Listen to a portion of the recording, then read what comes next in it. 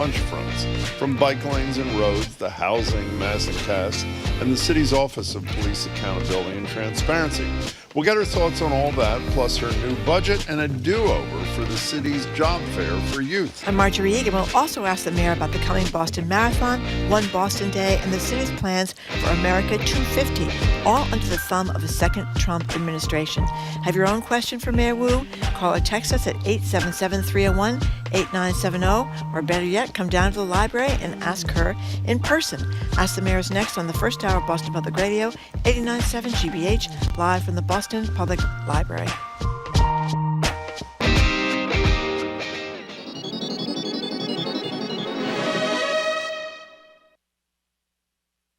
Live from NPR News in Washington, I'm Corva Coleman. Stock prices are climbing. On Wall Street, the Dow Jones Industrials are up nearly 1,000 points. This follows 3 days of steep losses. Investors are worried about President Trump's tariffs. NPR's Scott Horsley says Trump will impose new levies tomorrow. As things stand right now, products from the EU are going to be slapped with a 20% tariff tomorrow.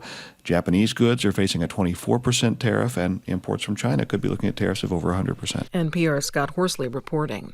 The U.S. Supreme Court says the Trump administration can continue deporting alleged Venezuelan gang members from the U.S. under the Alien Enemies Act. This power has typically been used by a president during wartime. NPR's Jasmine Garst reports Trump used it last month to deport hundreds of migrants. Attorneys for the men deported and sent to a notorious detention center in El Salvador say the use of this act at a time of peace is illegal.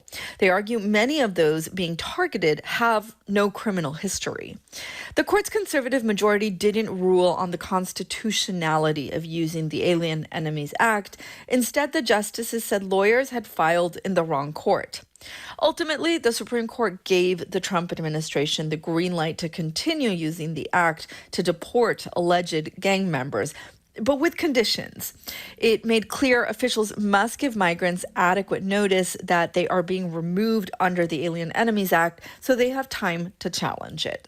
Jasmine Garst, NPR News, New York. Separately, the Trump administration is being challenged over the mistaken deportation of a man from Maryland to El Salvador last month. A lower court judge ordered that the man be returned to the U.S. by yesterday, but Chief Justice John Roberts temporarily blocked that. His move gives the High Court time to consider that case more fully. The Trump administration is revoking what's been called President Biden's zero-tolerance policy for federally licensed firearms dealers who break certain rules. NPR's Martin Costi has more. The ATF, whose acting director is also the FBI director, Kash Patel, has repealed what the Biden administration called the Enhanced Regulatory Enforcement Policy. Mark Collins of the gun control group Brady says the stricter enforcement was meant to crack down on dealers who, for example, willfully failed to do required background checks. We know from all the data that it is a very small minority of gun dealers that are overwhelmingly providing the guns that are being used in crimes. Collins laments the end of Biden's zero policy enforcement, but gun rights groups are hailing the move. In a statement, the NRA said the Biden policy had been, quote, a direct attack on the firearms industry, unquote, and that the repeal showed the Trump administration's, quote, commitment to the Second Amendment. Martin Costi, NPR News. On Wall Street, the Nasdaq is now up more than 500 points. This is NPR. Good morning. With the latest from the GBH Newsroom, I'm Henry Santoro. The Healey administration is continuing to warn that potential federal funding cuts could have a massive impact on state spending next fiscal year. The issue came up at a budget hearing focused on health care held by Beacon Hill lawmakers yesterday. Kate Walsh is the state's Secretary of Health and Human Services. She tells legislators that cuts being weighed in Washington, D.C. could have dire implications for mass health and other state programs. We simply do not have the resources at the state level to fill in federal funding gaps for these critical programs.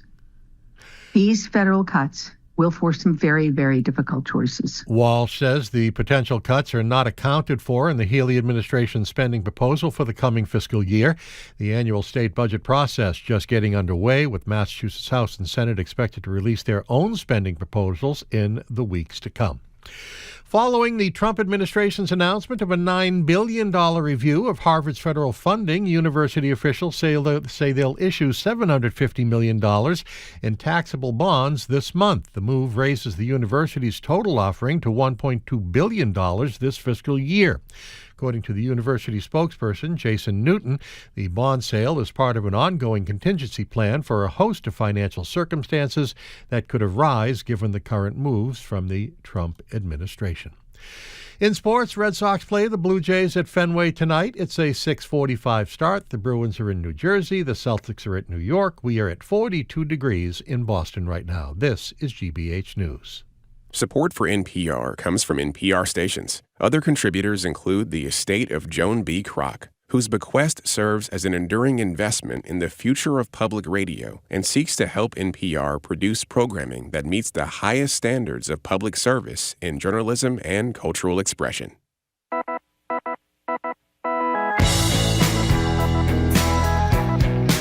Eastern Browdy, I am Marjorie Egan. You're listening to Boston Public Radio, 89.7 GBH. Thank you.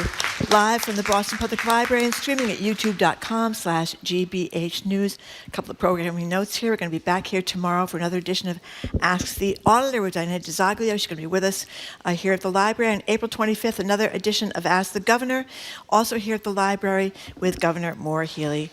No tickets needed, of course. Good morning, Jim. Hey there. And by the way, we should mention that Andris Nelsons, the music director of the BSO, will join us live today here at 1:30. But for the first hour, we're joined by the mayor of Boston, Michelle Wu, taking our questions and yours for the April edition of Ask the Mayor. Mayor Wu, it's good to see you. How are you? I'm great. Great to see you both. Hey, Mayor Wu, thank you very much, as always, for coming in and spending time with us. If you want to call the mayor or text the mayor a question, you can do it at 877-301-8970. If you're at the library and would like to ask her a question face-to-face, you go see Zoe or Tamsin, two of our colleagues, and there's a decent chance you get to ask that question. Would you leave the baby in a shopping cart? Where's the baby? Where's the baby? Nowadays, part of the reason why I'm often holding the baby is because I have her, someone needs to hold her, she's with me. And the other part is she easily covers up spit-up stains. So I don't have the cover-up today. Okay. It's good to see you. So, Mayor Wu, I'm just wondering what the impact, what are your concerns or maybe not concerns or with the Trump administration? A lot of, dramatic cuts all around the country and right here in Massachusetts and Boston. So what's this going to mean, do you think? Where do we start? I am submitting our administration's budget to the City Council tomorrow morning officially. And even in setting that budget, every piece of consideration went into how we have to adjust what we do, because at the local level and at the state level, we're having to guard against or try to respond to or fill in the gaps or protect the harm that we are seeing. And it's not just the potential cuts that have been attempted and some of which have been stopped by the legal system so far and some of which may or may not make it through the legal system. It's not just the jobs that have had to be slashed already in the federal government that impact people's livelihoods here, the threats and attacks on higher education and healthcare and our hospital system, research. I mean, so much of what Boston is known for and what makes Boston strong is what makes our country strong and is what this administration is trying to tear down.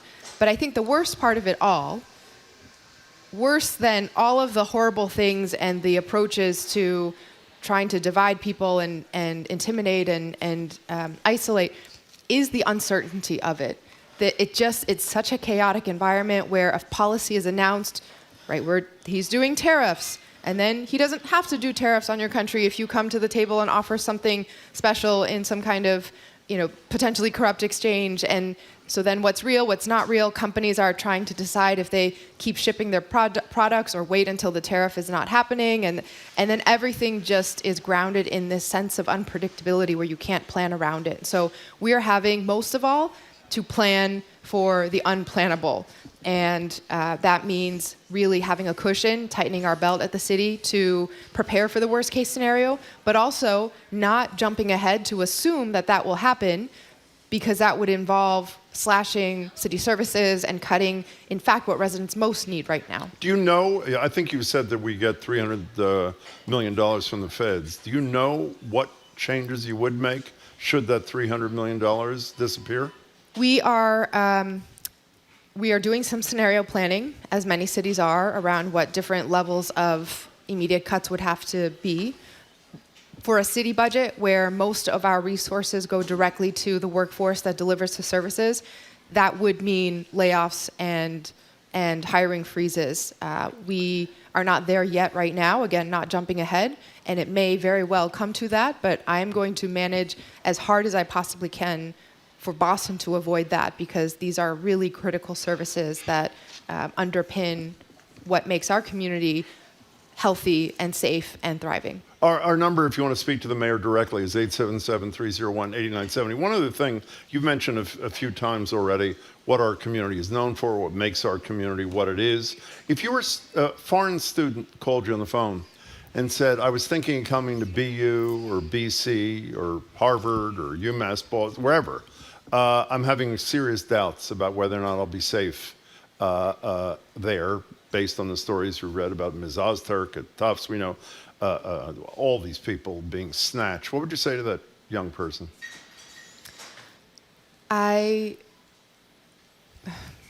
would say that for my own family story, I know how important immigration is, how much this country represents opportunity that is unreachable anywhere else, and it is so painful to see that in this current federal administration being trampled on in just about every way. And that in Boston and with our institutions, we are going to do our very best to hold the federal government to the law, to civil rights, to protections that are established so that people can be safe and can access the sense of opportunity and American dream here.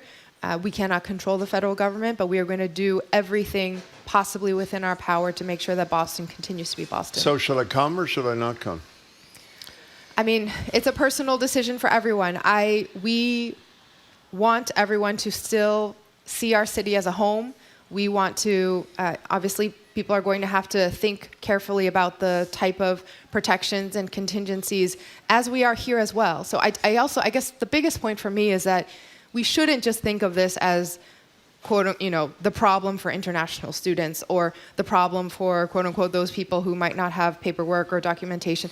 We're at a point where we are not sure if constitutional rights are being respected. We obviously don't want to jump to conclusions, but the stories and the anecdotal information we're hearing from community members in Boston and the proof that we're seeing in other communities where people are being wrongly detained and deported, where people who have no criminal record whatsoever are being taken as quote-unquote collateral damage.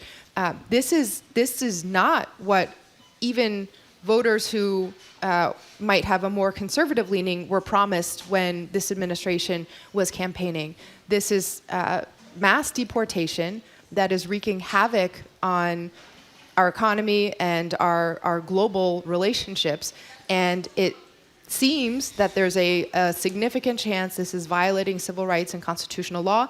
We need to be sure that there's transparency around this. We've been working with our Office of Police Accountability and Transparency in the city, which was set up to ensure that Boston police are following all protocols and held accountable if there were instances of misconduct, that we can work with community groups who have set up a separate hotline to report instances related to ICE and federal immigration officials, and that there can be some ongoing communication and collaboration around who plays what role and how do we also help document what is happening so that there's some sense of the facts and a way to ensure to check whether all the laws are being followed. Our number is 877, if you want to speak to the mayor, 301-8970. One more thing about the Trump administration before we get to the cause. You're a Harvard alum. The Trump administration is threatening $9 billion, taking away money if they don't kowtow to his demands in this, which a lot of people are calling kind of a weaponization of anti-Semitism. It really isn't about anti-Semitism. It's about controlling these institutions. And Harvard has a decision to make about how much they're willing to kowtow to his demands. What do you think Harvard should do? Well, I think, as you pointed out, there's some question about the motivation behind these investigations and current actions. Even so, it's really important to call out anti-Semitism and discrimination of every type. And Boston has been historically a home for thriving, vibrant Jewish communities who have played a huge role in our city and continue to have a very strong partnership with the city. And we've been in close communication with many of the organizations and leaders in the Jewish community just to ensure that we are taking steps that align with what our community members also want to see. Because as you know, the city of Boston has also received that same request from the Trump administration's anti-Semitism task force to be investigated. We have asked repeatedly for their information on sort of vague statements that they've made about troubling situations within the city of Boston. We have not received that yet and hope to have a productive conversation based on the information that they are referring to. Haven't gotten that yet. Part of the staff will be in town from that task force tomorrow to meet with staff at the city, and so we will ask again for that in preparation potentially for a larger meeting down the line. But in terms of Harvard, I hope that I know how much is on the line for hospitals, for universities, Mass General, for cities, Brigham, for law firms, but we've seen that even those who try to cut a deal, when you do that, they still come down on delivering harm, and then it cuts out everyone else in your field because they're trying to isolate and weaken and silence each one individually so that people will just stop speaking out about the outrageous things that are happening. Again, many which seem to be illegal at this point. So we locally, WilmerHale, one of our big law firms, stood up, went to court, and said they were going to fight the executive order that was targeted at them instead of cutting a deal like other law firms have. And the court, for now, has paused that executive order while they sort it out. So I would encourage institutions who have resources to use those to try to fight for what is right, because there are so many in our community who cannot feel safe doing so. If you are an undocumented member of our community, if you are an employee of the federal government, we can't expect people to speak out for their own livelihoods and their own lives when they're putting everything at risk, when so many other institutions who have a platform, who have resources, can do so and need to do so in this moment. Let's take some calls. And actually, there's some people. Actually, let's start with somebody at the library. Tiffany, wherever Tiffany is. As Tiffany is walking over, let's take a call. Chris and JP, you're on with the mayor of the city of Boston, Michelle Wu. Welcome. Thank you. Hello. Yeah, you're on. I appreciate what the mayor did to make a plan. First, thank you for what you've been doing at White Stadium. But on to immigration. I appreciate the work of your immigrant welcoming office. Hey, Chris, you have a horrible connection. You have two choices. We can put you on hold, or you can just go right to your question. I'm sorry, but we're losing every other word. Say it again. Is this better? Yep, it is. Is this better? It is, yes, thank you. I appreciate the work that the mayor has done with White Stadium. So just thank you for that. It'll be a great improvement. Speaking on immigration, I've seen in community health centers, they're getting messages to their people about their rights. But I'm hearing from the larger hospitals that they're opening the doors to ICE. And I really want to encourage the mayor to get the message to all the institutions in the city about protecting their workers and the community from these attacks on them. We got it, Chris. So- You want to respond to any of that, Mayor Wu? Yeah, thank you. Thank you, Chris, and thank you for speaking out as well. We are in constant communication with institutions across the city, and I think what's important, and maybe each one could phrase this in a different way, or there could be better consistency across the board.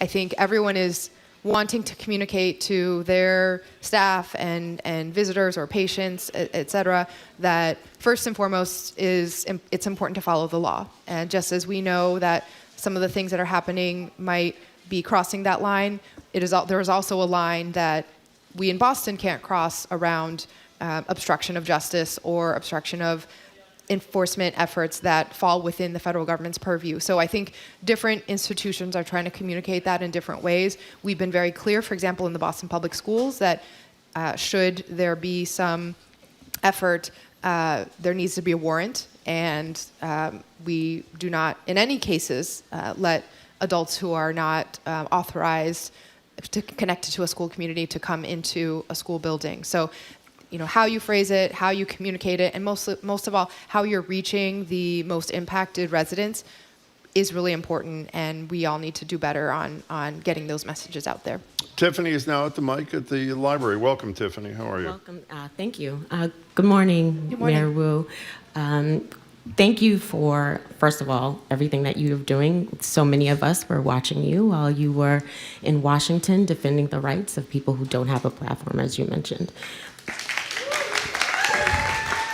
Go ahead, Tiffany. So we're talking a lot about the pressures that the federal government is levying against cities and states, particularly like Boston, who are taking a stand around liberation and freedoms. And while we know you're very busy with that, so I'm from the Boston Cyclists Union and want to talk really intentionally and transparently about the removal of the flex post. That was an unannounced and didn't really give advocates and community members that work so hard to get these infrastructural improvements installed. So what would you like to say to the community who uses these protected bike lanes and depends on the safety of these flex posts? Because there was no confirmation, there was no communication prior to. Tiffany, thanks. Thank you for being here. Tiffany, I'll ask you a question just to make sure we're on the same page, because I think sometimes the information can get sort of pulled or communicated in different ways. How many feet of flex posts, in your understanding, were removed that then exposed a bike lane that wasn't otherwise protected? Do you know? Oh, can you turn the mic back on for Tiffany, please? Do you know? I don't know the actual footage. So this is important because I went out there because I wanted myself to see exactly what had happened. And we're talking about Mass Ave, which is the place that I think many advocates and cyclists are referring to. Yeah. And Mass Ave, in the last several years, we're very proud to have added a protected cycle lane there. Even as I was out there, it was middle of the day, maybe around 1 p.m. or something like that. Multiple cyclists using it, very busy, going both directions. The cycle lane is protected by concrete barriers all the way down. Those concrete barriers had posts sticking out the top of them, some of which were in okay shape, some of which had been crumpled, etc. And there was one place that was maybe a 20-foot stretch that flex posts had not been in concrete barriers and were directly into the ground that had been removed. That was a mistake not to have the concrete barrier replacing that. And so that is being put back, or hopefully, if not already, will be put back soon so that the entire stretch, including that 20-foot segment, will be protected. But it wasn't a removal of a bike lane. It wasn't a sort of overall decision that we are going to quietly reverse infrastructure that had been put in to create a safe way and separation. I want to be clear that I have, now do, and always will support bike lanes and separated infrastructure as the safest way for people to get around. We need our roads to work for everyone, for pedestrians, for drivers, and for cyclists. But it is also undeniable that in spaces that I'm out and about all across the city, in rooms with seniors, in rooms with our disability community, with small businesses, almost across the board in every neighborhood, We are now at a point where we have been in the progress of building out our bike network for the last 15 years as a city, and now it is extensive because we've done such a good job of getting things quickly into the ground to save lives and to protect people. The way that it has been done, I think, has often prioritized speed and therefore getting those safe separation into the ground rather than taking into account should there be a slight tweak in the design so that delivery trucks can also access the curb for the businesses, or spaces where we need to think about accessibility for other residents, or parking, which is a necessity for many in different communities. We need to be at a point where we are holistically improving how we do this, because it is a citywide concern right now that the cycle lanes have been causing traffic or causing inconvenience or hurting economically, this and that. Now, again, safety is the top priority for everyone. And when we install bike lanes, we make the streets safer for everyone. But how we do what we do really matters. And we need to get to a place where the materials that we use, the processes that we go through, the conversations that we have really do incorporate the holistic needs of the community, and it's not just a one and done and we move on to the next place. We are going through and making sure to ask community members, just as we would in any other policy area, has this actually been doing what it was intended to do? Where it has, let's make that infrastructure permanent. Let's go from flex posts that can be knocked over and then are like litter on the ground because they get crumpled and messed up. Let's take the resources and build out a sidewalk level separated bike lane like the Southwest Corridor, or like different places in the Seaport where even drivers say it just feels so much better. And in a corridor like American Legion, where it was a very dangerous two-lane straightaway that was a frequent place for crashes to happen from drag racing, the roadway was narrowed. It is much safer now. It's been working well, but it is such a large sea of flex posts all the way down and such a large expanse on the other side of those posts that we should really have conversations. Is it about building it out and having green and trees installed? Is it about moving that cycle track up on the sidewalks? Other changes. We can't just stay stuck in this, what was intended to be fast, cheap, tactical to evaluate whether it worked. Let's take it to the next phase now as a city and have our infrastructure that prioritizes safety, includes everyone's need in the community, and also reflects our long-term commitment to doing this right. Thank you for your call. You know, your question, in related things, I think if you were to stop, this is not scientific, but stop Bostonians on the street and ask what have been some of the major priorities of this mayor, they'd say things like included free buses, the T, bike lanes. You didn't mention any of them in your state of the city I mentioned remarks. buses. You did? Okay. Yeah. The bike lanes and the T, why not, considering how important they are to you?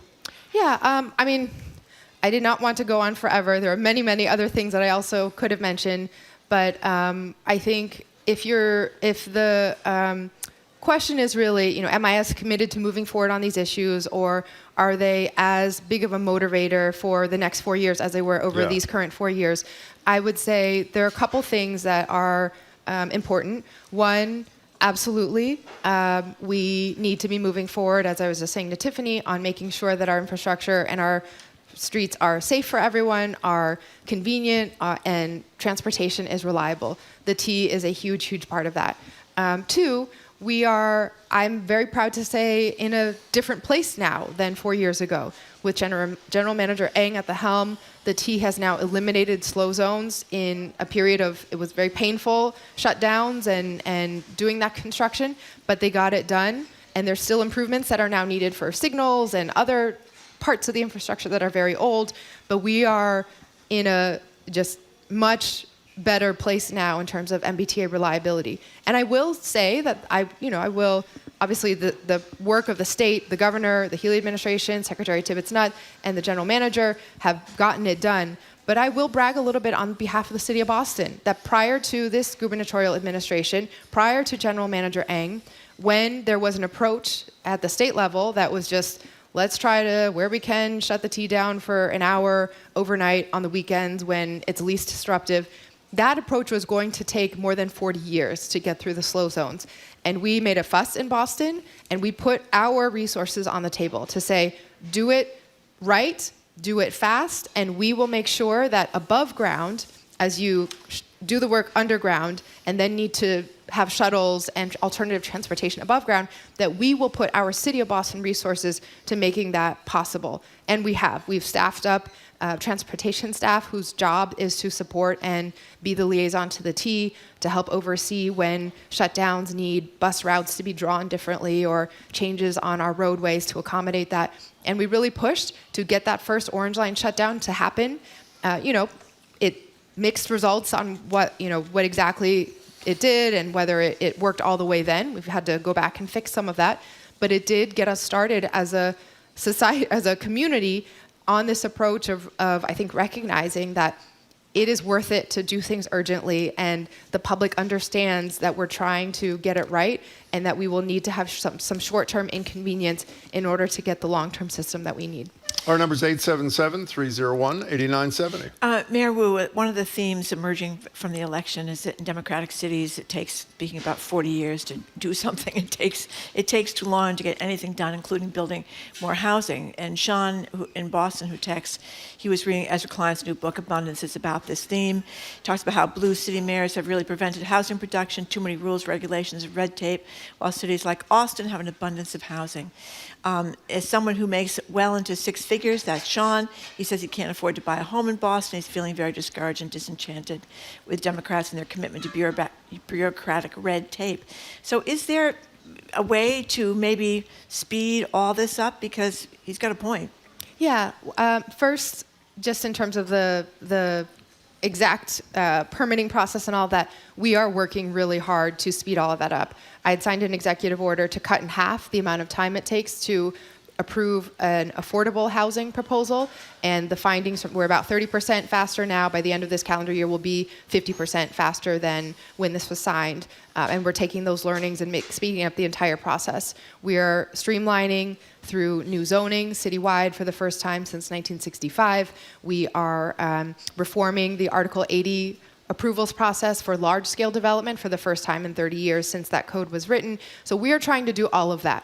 However, I would still push back a little bit on the overall idea that if we just make it easy for anyone to build anything anytime they want, that eventually it trickles down to the affordability that we need. That has not proven to be the case, and it is because, one, Boston is part of a larger system. So we have been overperforming on the city's own housing production goals for the last 10, 15 years. But when all of the surrounding communities aren't on the same pace to produce housing, and people live, freely, working in one city, commuting to another, back and forth, we could build much, much, much more housing even faster than we're doing now. And if no one else is building housing in the immediate area, it still means that rents in Boston won't come down because we're part of this larger metro area. So I really applaud the governor and the lieutenant governor and the attorney general for focusing on housing production as a statewide issue. Transportation is definitely a piece of that. And if we can have fast, reliable, affordable, statewide transportation, that will make a difference as well. But we've been focused on not just housing production in Boston, using city-owned land, reforming our zoning code, making things faster, providing incentives for developers to convert from unused office buildings to residential, nearly 1,000 units that we'll see happening through that, and we're expanding the program. But we also have to focus specifically on affordability because it's not just one to the other in the very complicated market that we have. And so under our administration, Sheila Dillon, our chief of housing, we have created more affordable housing in the last 3 years than in the last 25 years. That's been a dogged, relentless focus on funding, providing the financing gaps, filling the gaps in private projects that are affordable. We've created a new revolving loan fund, so we're taking some of the city's resources, putting it out to use. It will get paid back to the city to go to another set of projects. And we raised the affordability expectations because we cannot have another building boom at any point in the future when the national and international markets resolve, where luxury housing gets built, Boston doesn't get our share of affordable.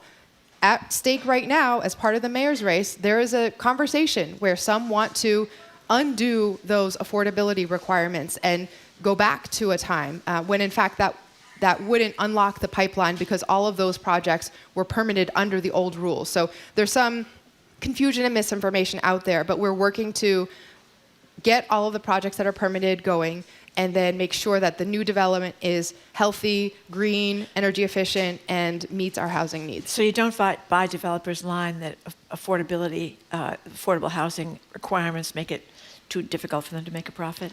It's a very tough time to build right now, and I don't want to discount how hard it is for those who have put their life savings into the real estate market and are trying to put food on the table for their families as well.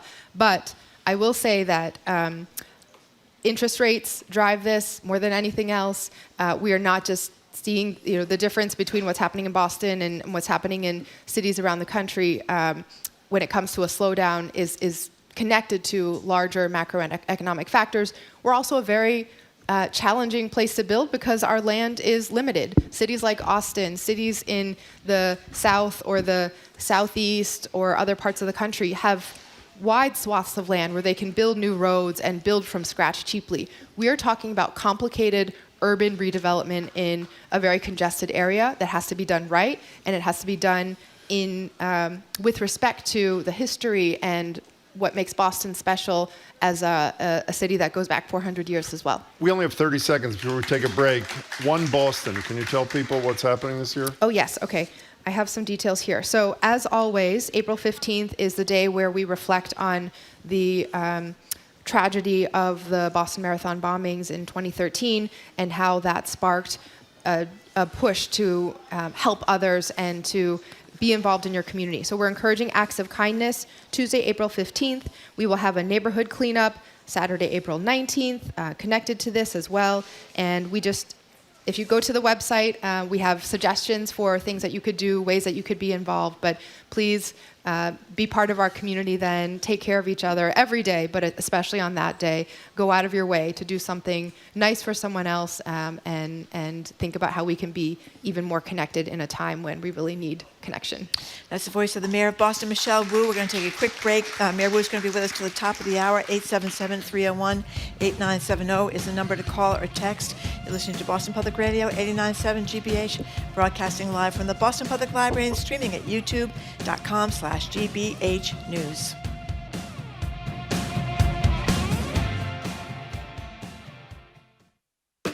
I'm Jared Bowen. Coming up on The Culture Show, right now on television we have dramatizations of American presidents who are battling supervolcanoes, covering up murders. But can any of this compare to the real-life drama unfolding in the White House? That's the question the New York Times chief TV critic asks and tries to answer. Plus how Vincent van Gogh found an unlikely soulmate in a local postman. That and more on The Culture Show today at 2 on 89.7 GBH. Our programs are made possible thanks to you. And Davis Malm. Their tax lawyers are committed to your most taxing matters. Learn more at davismalm.com. Davis Malm. Lean, agile, strategic. And the Boston Philharmonic with conductor Benjamin Zander, performing Mahler's Second Symphony with Chorus Pro Musica at Symphony Hall, Boston, April 18th at 8. Tickets at bostonphil.org. And Arts Emerson, presenting The Point, intimate discussions on big questions, part of GBH Forum Network, presenting a conversation about art and accessibility, now available at gbh.org/forum-network. And Mass General Brigham Health Plan, ranked #1 in member satisfaction among commercial health plans in Massachusetts by J.D. Power for the second consecutive year. Details at mgbhp.org/everyday.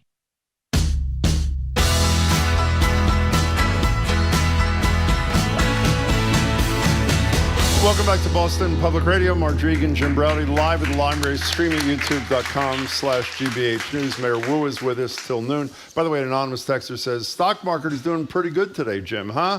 Medicine is working. And I would say to that person, yeah, it's only down 10 trillion rather than 11 trillion. Now, one of the texters here says, why won't you interview Josh Kraft? I assume that's trolling because, as we've said 100 times, we've tried to get one of your opponents to physically show up here with no luck. So all I can do is quote him. Here's what he said about Mamelehs Lehrhaus, as you know, in the last couple of days. A public safety threat that the mayor, meaning you, does not want to talk about because she does not know how to fix it. What's your response to Kraft?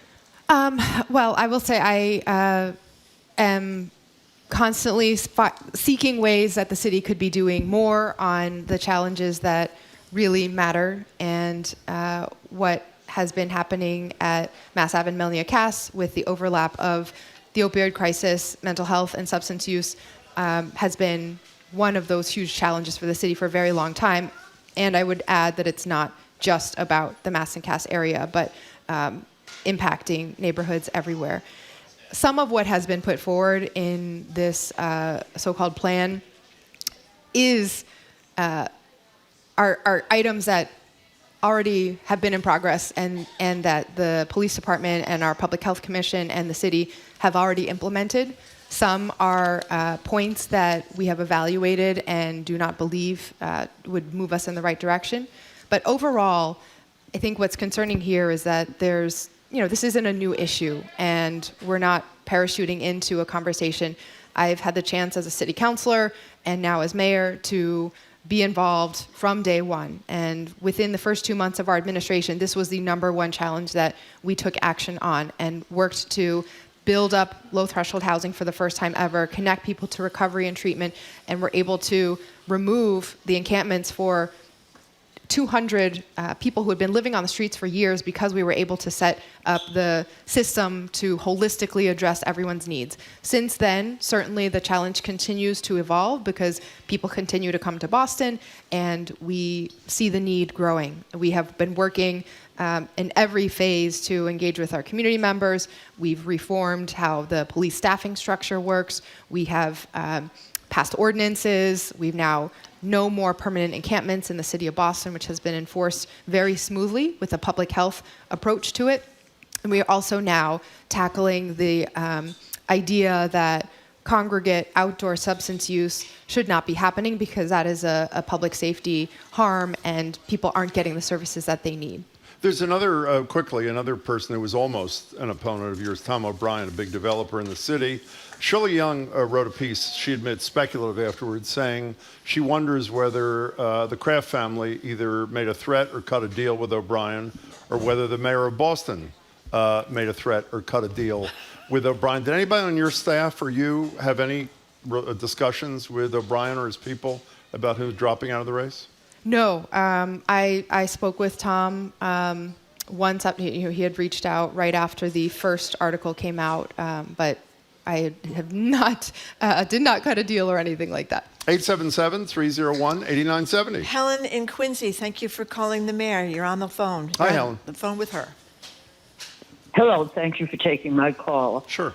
I have been subjected to discrimination in one of the departments in City Hall, and I want to know where a person turns to try to resolve this situation and have it addressed. Could I, well, maybe I could follow up afterwards, so you don't have to answer this question here, but what I'll say, if you could stay on the line, we'll get your information. It would be helpful to know if it was employment discrimination or in somewhere where you were trying to access city services, or what the exact context was, because it might be different people in that case, but we would love to connect you to the right place. Helen, don't go away. We're going to get your contact information and share it with the mayor's people, so stay there. We have Diana at the Boston Public Library. She has a question about the protest, I think, on Saturday. Here's Diana. Hi, Diana. Good morning. Good morning. It's wonderful to see your baby here with some foster parents that were holding her. It was lovely. I was at the Boston Common for the Hands Off protest Saturday. I heard it was around 10,000 people were estimating. And then that night it was estimated to be maybe 100,000 people showed between being at the Common and being at City Hall. And the next day someone said, oh, it's about 30,000. Several newspapers didn't cover the protest, and somebody put it on the 18th page, I heard. Do you think the protest was effective? Well, thank you for being there. I had the chance to see the crowd myself from the stage at the City Hall Plaza stop, and it was larger than any crowd I've ever seen assembled in that area. So I think the numbers definitely reflected, even with the rain, even with sort of crummy weather, people were energized, and it made a difference. This is just my own personal view because I can't get in the heads of the Republican lawmakers or administration, but I would say that at some level, every elected official, every one who works in government is responsive to what the public is communicating. And you might not be responsive to a rally happening outside your jurisdiction or this or that, but it matters. And for so long, it had felt that, my daughter is now almost 3 months old. Her birthday, she came into the world a week before the inauguration, so in some ways I have an easy count of how long we've been going through this administration. And it felt that for the first part of her life, almost the entire first few months, there was this sense of, should we really say anything? Because there's so much retaliation threatened, there's so much at stake, and is the right thing to do just to try to not provoke more of it and just put your head down and weather it? And I think we've seen, again, in sector after sector, law, college, higher education, healthcare, public sector, private sector, that when you just keep trying to survive, it only makes it worse from a bully. And now that some people are speaking out, more people are speaking out, and the more that we finally get to see visibly what the public actually thinks about what's happening, I do think that that matters. And if anything, if nothing else, in terms of Washington, even just here locally in Boston and in Massachusetts, to keep the pressure on us to say we have to do more. It's not enough just to try to be the city that is, speaking out a little bit or talking about the harms that are happening. Do something about it. Use the powers that we have in local government, in the state legislature and the state house, to take every possible step right now, because again, there are many people who cannot speak out, and when we see those numbers, we know that they have to reflect even more who are behind that. So please keep it going. The other thing I always would recommend, in terms of, at least at the local level, if you get involved, be specific as well. Right? There are ways. Yes, speaking out. I am opposed to different things that are happening. I don't, the White House isn't following what I'm saying to implement it. But if you come to the city of Boston with a specific proposal, or if you go to the State House, or if you go to any other municipality with a specific proposal, that is how government is supposed to work, to evaluate the needs and the ideas that are out there in the community. And we have to be the beacon where we're still making progress and moving forward as the counterpoint and potentially even the antidote to some of what's happening nationally.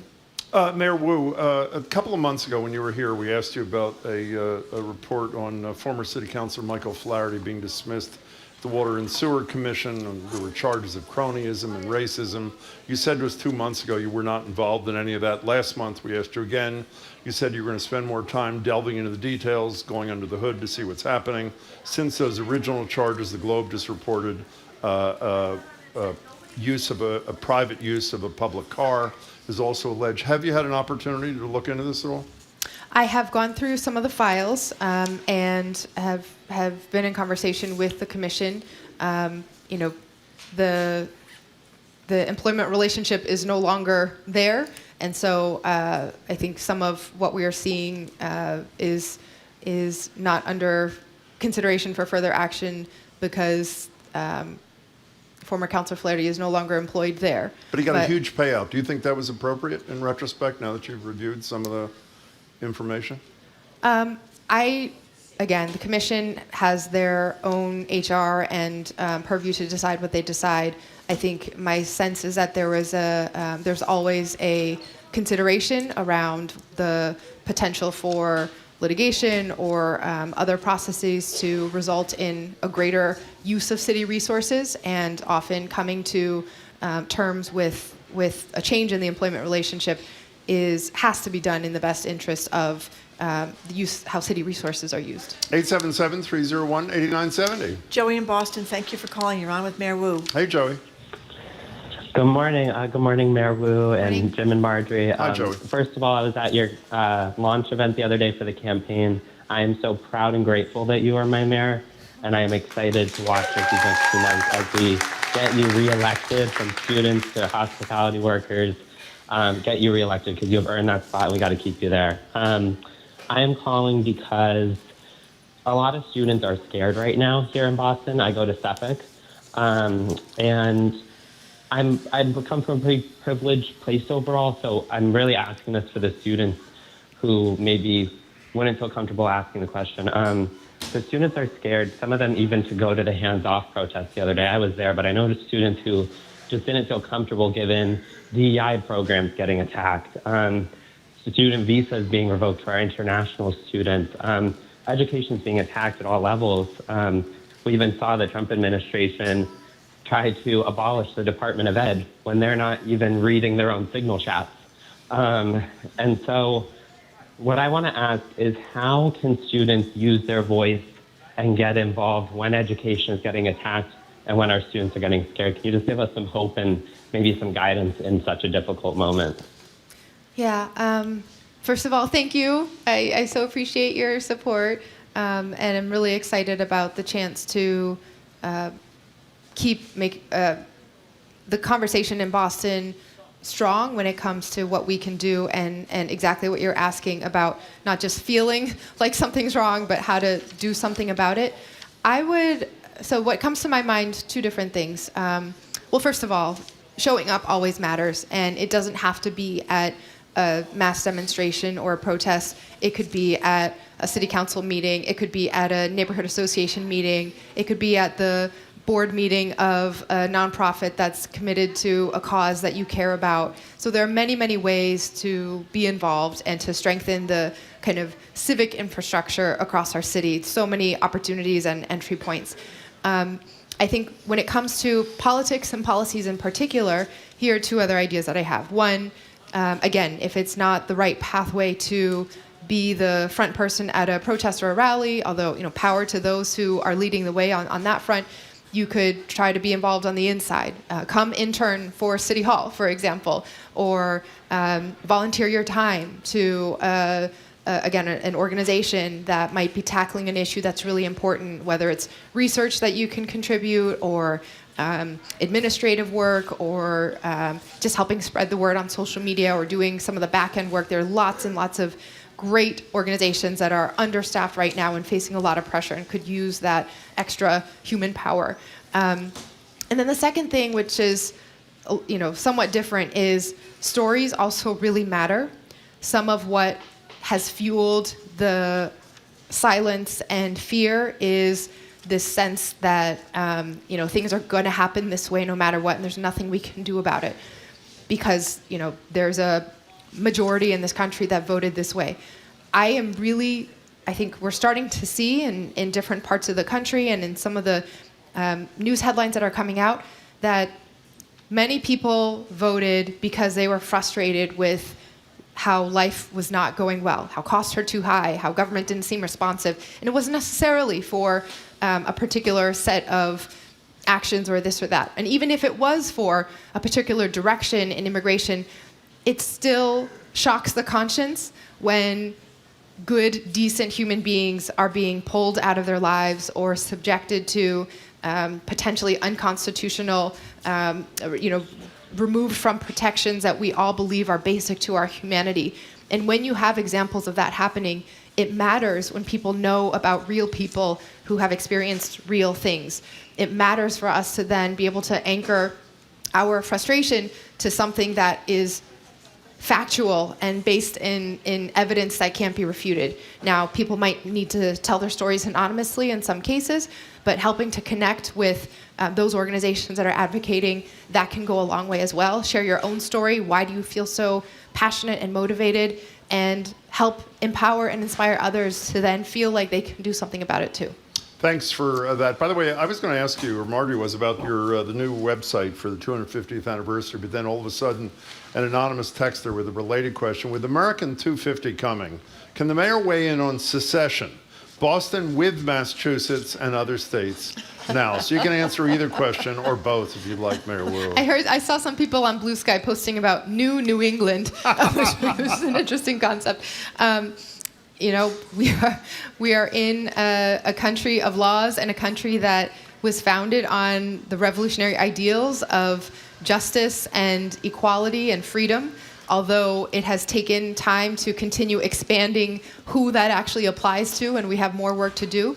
But it's pretty remarkable that the same streets we walk on today, the same sites and grass that we walk on is rooted in the very individuals who took up this cause. I heard a talk by Professor Robert Allison, who's based in South Boston, and this is his specialty. And when we were celebrating the Evacuation Day commemoration, 250 years or 249 years of Evacuation Day, he talked about how today, those of us in 2025, looking back at history, we can trace how one set of frustrations led to a protest, led to action, led to a skirmish, led to a battle, and then over the course of 8 years, those residents of Boston helped build a new country.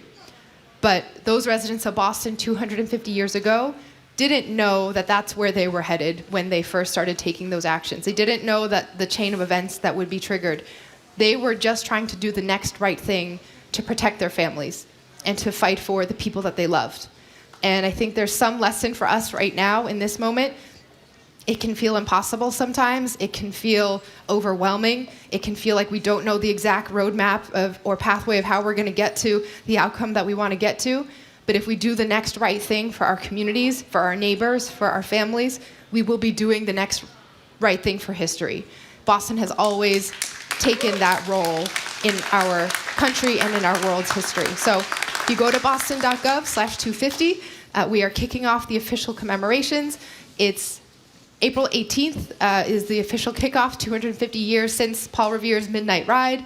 And in these 250 years, it's not just about old stuff and things that happened long ago. It's the idea that we were willing to speak out, to try to do what's right, to try to change the circumstances for the people we care about. We need that sense of innovation and love and community today, and we are going to keep it going as we commemorate our 250th and our role in this country's founding. So before you go, last year you played Mozart at the BSO. Andris Nelsons is going to be here at 1:30.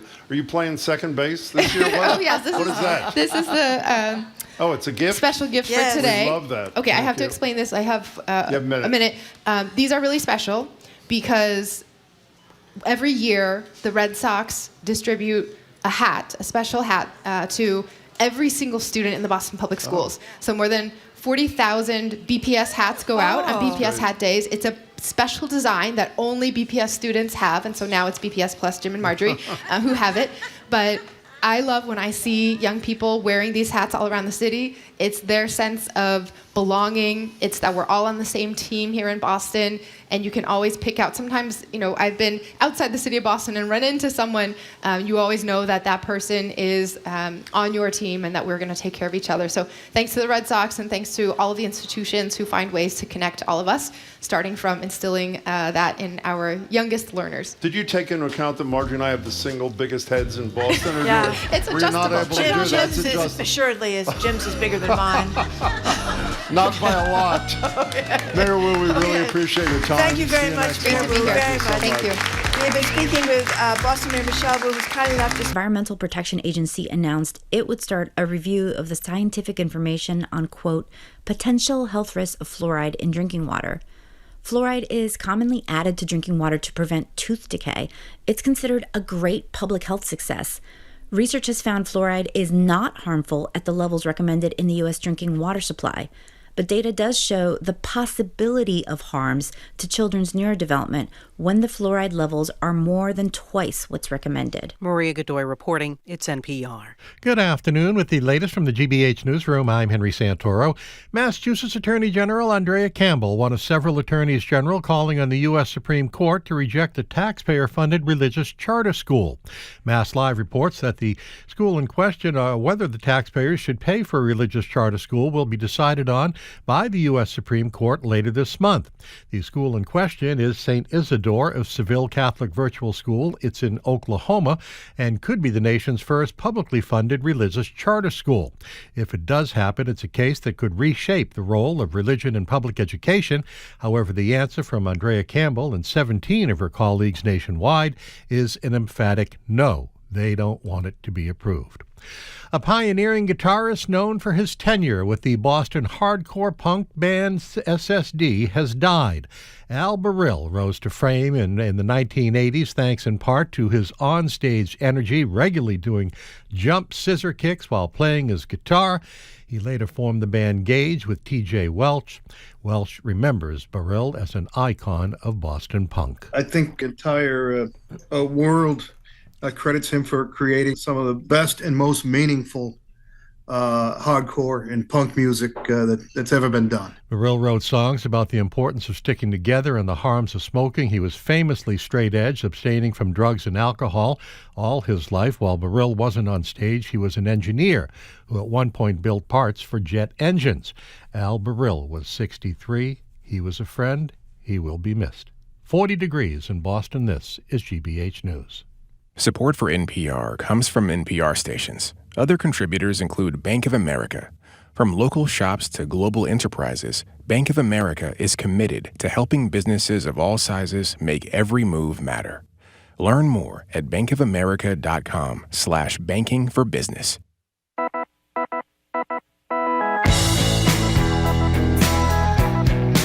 Yes, Brownie, I am Marjorie Egan. Welcome to hour number 2 of Boston Public Radio, 89.7 GBH. Thank you. We are broadcasting live from the Boston Public Library and streaming at youtube.com/GBH News. We'll be back here tomorrow with Juliette Kayyem, our national security expert, and another edition of Ask the Auditor with Diana DiZoglio, taking our questions and yours. And on April 25th, Maura Healey, the governor, will be here with us at the Boston Public Library. Again, hello, Jim. Hey, and later today, in about 25 minutes, John King from CNN will join us to discuss the mess in Washington. And at 1:30, Andris Nelsons, music director and one of our favorite people from the BSO, will join us live at the library. But first, we're joined at the library by Trenni Casey, anchor and reporter for NBC Sports Boston. Welcome, Trenni. Hi, guys. Hey there. So, Trenni, let's start with this Netflix series about the Red Sox, the clubhouse, a year with the Boston Red Sox. Yeah, so Netflix spent all of last season with the Red Sox, most of it, although the director is coming out now and saying that as the season progressed, we all know the Red Sox didn't do all that well last year. There was some internal turmoil. They were going to film every single day. He says budgetary reasons and whatnot, that they didn't end up filming every day, but they spent a lot of time last year with the Red Sox, with the story that's making headlines. And while it's a sad story, it is also an inspiring one, and one that I can't say enough good things about. It's Jarren Duran. So Jarren Duran is the center fielder for the Boston Red Sox. Left fielder for the Boston Red Sox. And he has been very open about his struggles with mental health issues. He's talked about it for the last year or so, but until this documentary came out and the Boston Globe and the Athletic got to see it, it was released today, so you could watch it as of right now. But before it was released, these publications got a sneak preview into it. And in it, have you heard the audio? We have got some it right here. here. Okay, I'll let you play it. Here's some sound. This is during the 2022 season when Duran was receiving, let's say, harsh reactions from the fan for some of his performances. And this sound, as Trenni said, is from the 4th episode of the just released Netflix series, The Clubhouse, a year with the Red Sox. Here's Duran. I got to the point where I was sitting in my room. I had my my rifle, and I had a bullet, and I pulled the trigger, and the gun clicked, but nothing happened. So to this day, I think God just didn't let me take my own life, because I seriously don't know why it didn't go off. But I took it as a sign of all right, I might have to be here for a reason. Wow. Yeah. I know, it's powerful. And listen, let's be honest. Many pro athletes have talked, particularly male pro athletes, have talked more about their mental health struggles, I would say in the last decade, than we've ever seen before. But I'm not sure we've ever heard anyone talk this way so openly and candidly and with such a vulnerability to talk about a suicide attempt. And the fact that Jarren Duran is still here and to talk about it, I give him so much credit. He doesn't need to share this story. He didn't need to share whatever relationship he developed with the director and the producer of this. He felt comfortable enough or felt compelled to tell everybody what he was going through, and he will save lives because of this. Tom Caron, who is the pre- and post-game host for the Red Sox on NESN, on New England Sports Network, I heard a clip from I believe, it was either pregame or postgame last night, but he said that when they were talking about this, they had put the number out, the national helpline number, but they had also told young people about Samaritans. And Samaritans is a mental health organization that has worked really hard to help everyone, but in particular young people. And they have a text line called Hey Sam. And you can text Hey Sam, and you will have peer-to-peer access if you're a young person, a teenager struggling with mental health issues. And Tom Caron said when they mentioned it on the broadcast yesterday, Samaritans reached out, and they said they had seen a massive increase in kids reaching out. Wow. And what that says is those kids may have talked to no one before hearing Jarren Duran talk about this. They may not have reached out to anyone. They may have kept it to themselves. Maybe they themselves would have attempted suicide, but instead they hear Jarren Duran talking about what he went through, a millionaire professional athlete with all of the talent in the world, all of the resources in the world, that he struggles the way they struggle, and that implored them to call and try and get help. I cannot say enough good things about what Jarren Duran has done. By the way, every time Trenni compliments a high-profile person for this kind of courage, she understandably never mentions the courage you have shown through all your years of work on mental health issues and your courage and transparency. And I think you have helped tons of people yourself, Trenni Casey, so it's pretty important stuff. By the way, when you see him, you know what I did last night? After I listened to the sound, I went on YouTube and just watched him play, and he won the MVP at the All-Star game. And when you see this young man playing baseball with this ferocity in the best sense of the word, and then you listen to the sound, it's even more jarring than it is on its own. It really, I think, is hard to visualize for people sometimes. And, he also talks about in this documentary, and it's not getting as much play, but he talks about how when he was open about his mental health struggles, the way people used it against him. And I remember people have always used it against me. I remember being on the radio in the past on morning shows, which sometimes attract an interesting audience, a sports morning talk show. And if I said something that they didn't like, I would get all these messages about how I should be back on my medication, and I'm unhinged, and I'm crazy, and that I shouldn't be allowed on TV because I've admitted to having depression and anxiety. And you get to a point, I think, where hopefully you've done work like I did through myriad types of therapy, where you can separate and you can see the pain in that person and why they're lashing out at you. But that's not something you can do right away. And some people can never do that. So for him to push through and not stop talking, like to get that kind of reaction when he just sort of dipped his toes into the water of talking about his mental health, but then pushed even further and talked about this, a suicide attempt, which I'm sure we all remember. A lot of times when famous people die by suicide, it is not seen as tragic. It is seen as selfish. And so for him to talk about this and talk about his, him being here for a reason, I mean, his reason is to save lives. And I truly believe that even if he saves one life, what he has done has been worth it. One last thing, because I haven't seen the whole episode. I've just seen the excerpts that we played and one other.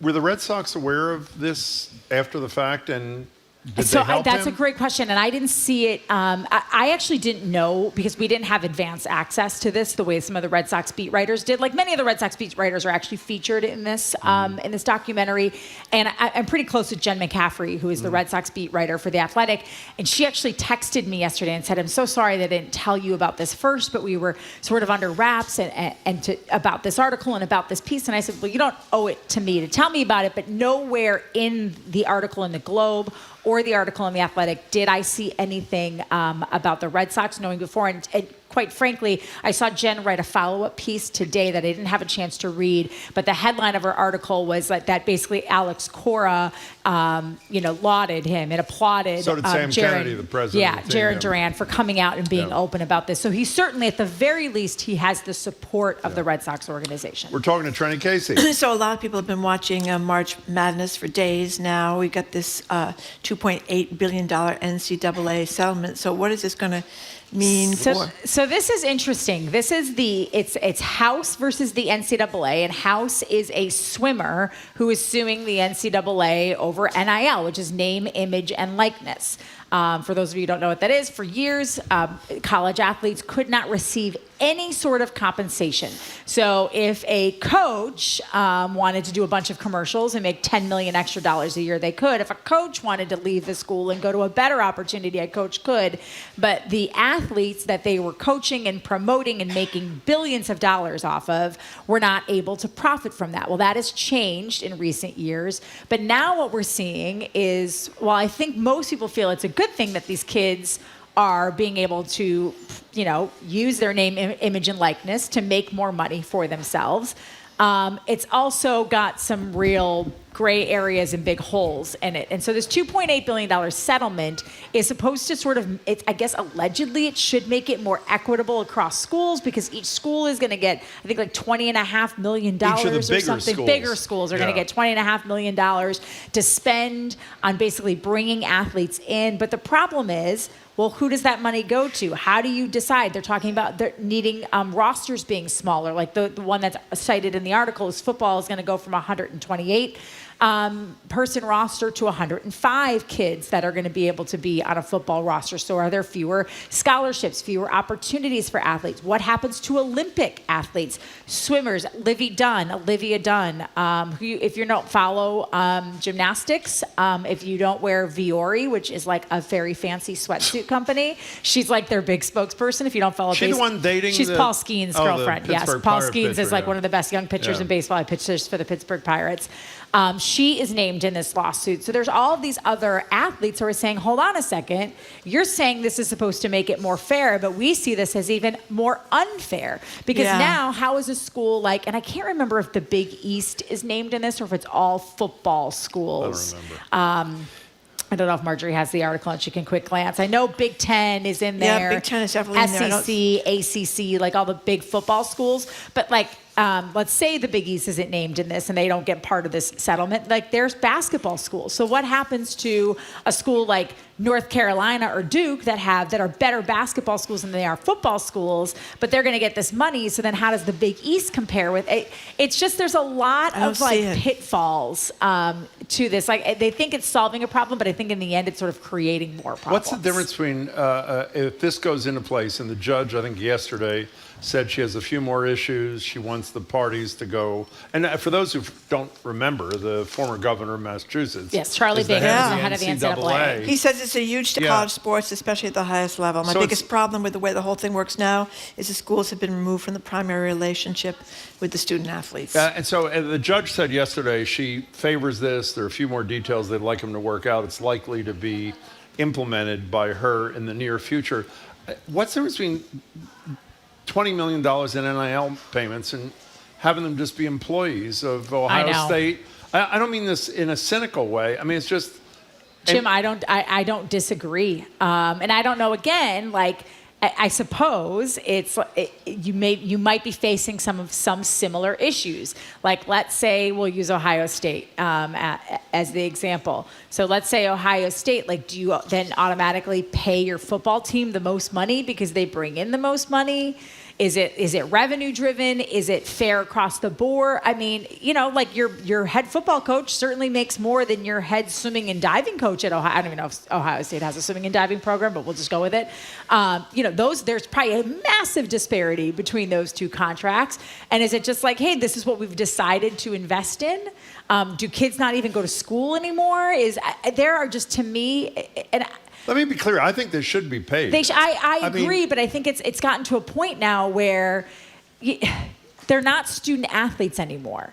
Now, maybe just make them paid employees of the school, and then if you want to take classes, I don't know, maybe they lobs, like if you say, I want to go to college here as well. Well, okay, you can take classes at, that's part of your salary, but we'll negotiate that into your contract. Then maybe you set a salary cap, similar to the NFL, similar to other sports where you have, this like cap that you have to reach and you can't go over it, so that there's some equity and competitive balance in sports. Because I think what's going to end up happening, and I think we certainly saw it, I think, in college basketball this year, in men's college basketball, it's the haves and the have-nots. How much can your boosters and how much can your university afford to pay your student athletes through this NIL portal? You're going to get the best people. By the way, in addition to that, I don't want to give people more of a headache than we're giving them. In addition to the 20.5 million, donors and alumni can give additional money to pay these people. Oh yeah, I get hit up all the time from Marquette. I get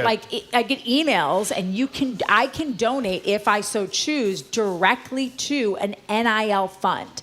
I refuse to do it. I mean, I love Marquette basketball.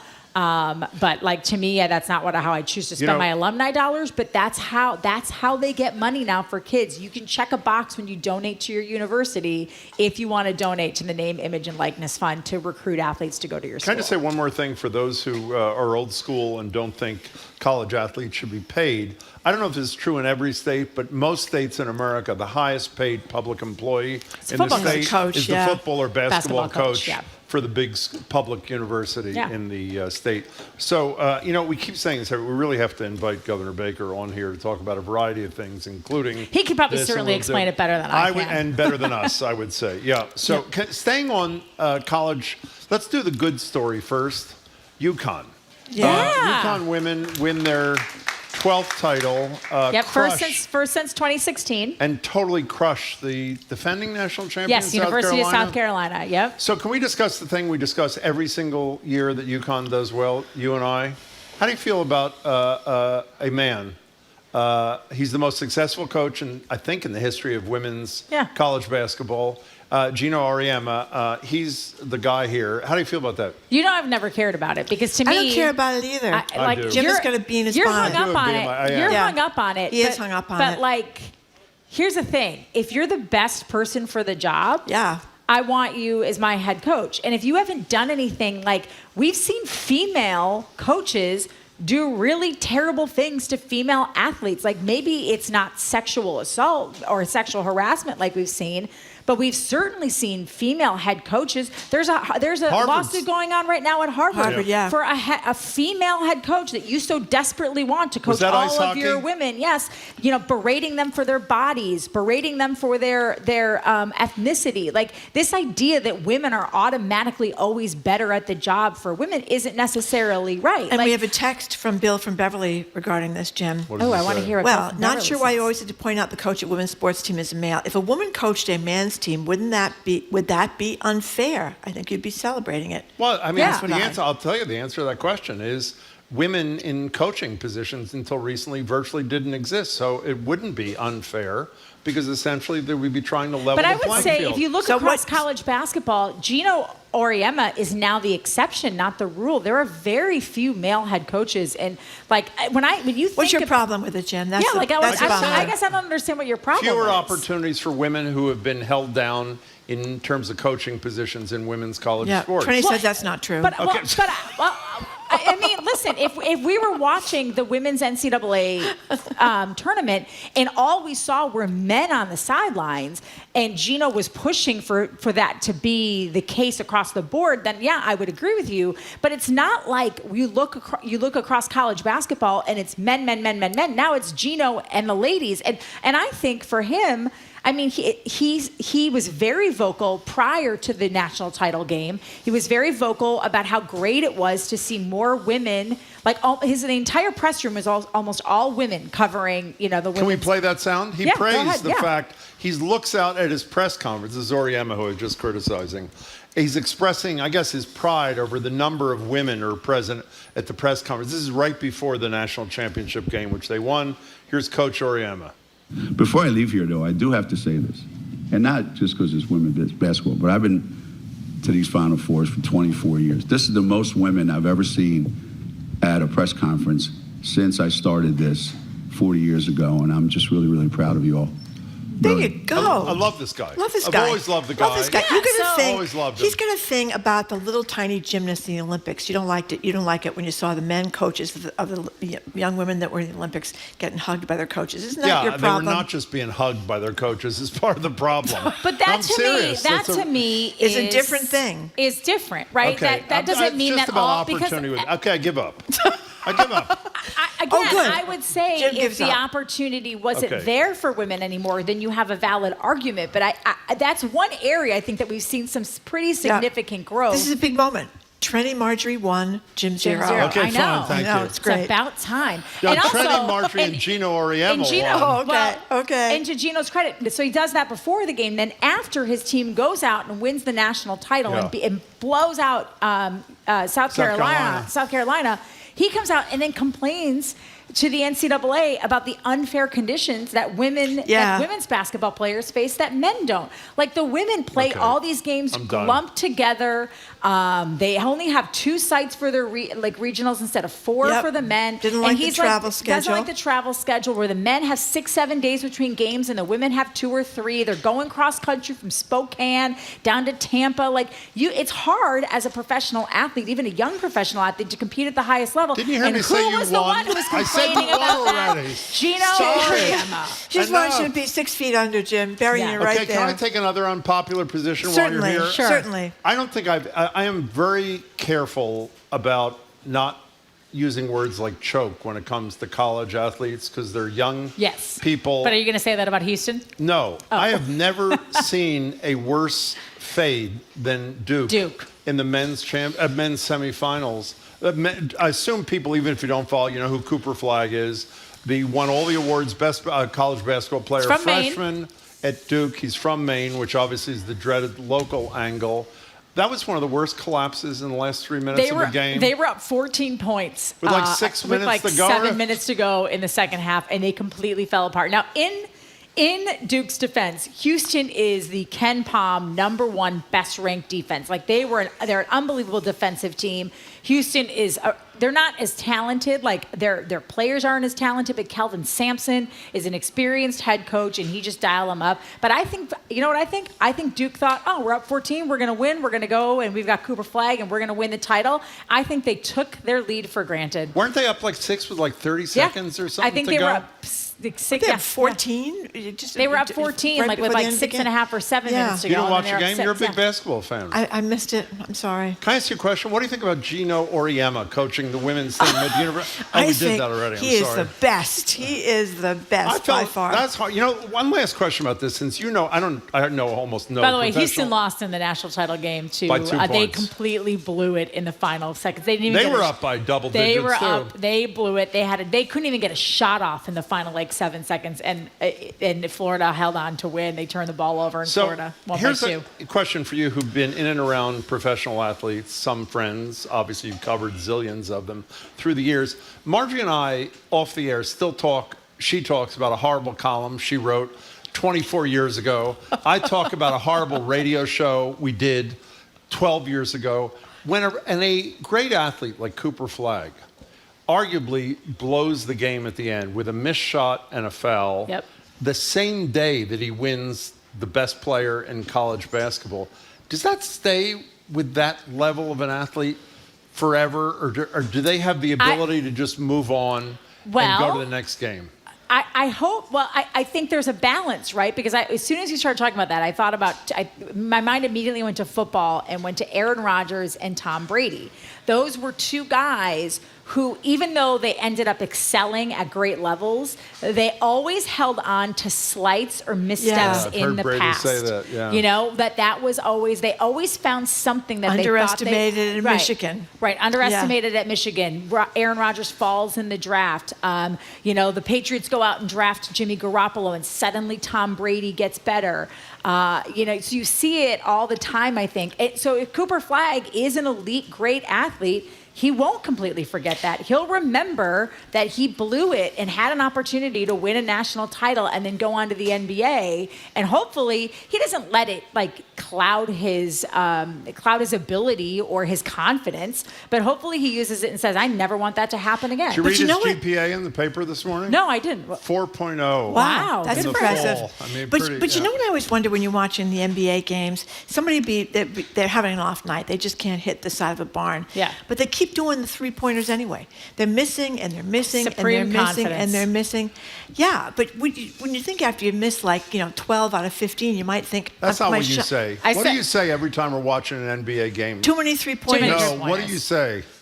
What do I say? Look at that body. Oh, well, gosh. Do you say that or do you not say that? Well, you can't help but notice Okay, it. fine. Well, Marjorie, the men in the NBA. Marjorie, I said this on my show. Or the men in the NFL, for that matter. I said this on my show yesterday. You know, the Patriots just traded away Joe Milton, the quarterback. The quarterback. Like, he told everybody that the reason he was unhappy in New England, or apparently behind the scenes told everyone, is because he thought that he should be challenging Drake May to be the number one quarterback on the Patriots. And to your point, they keep putting up. And I said, boy, I wish I had the confidence of a man, of a 20-something man. It is sort of unbelievable incredible. But you figured they've been superstars since they were 11, probably. Yes, so yes. they probably feel pretty good about things. Trenni, it's great to see you. Trenni Casey, as always, thanks so much. We're speaking with Trenni Casey, who's anchor and reporter at NBC Sports Boston and BPR contributor. Thank you so much, Trenni. Love to talk to you. Coming up after a quick break, CNN's John King zooms in on the latest political headlines. Of course, we're going to talk to him about the tariff situation. We're going to talk about some pre-court decisions on deportations and the marches that took place all across America last Saturday. You're listening to Boston Public Radio, 89.7 GBH, broadcasting live from the Boston Public Library and streaming at youtube.com/GBH News.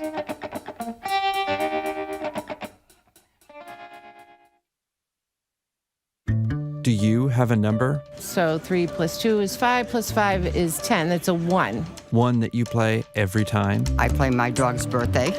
I play my birthday.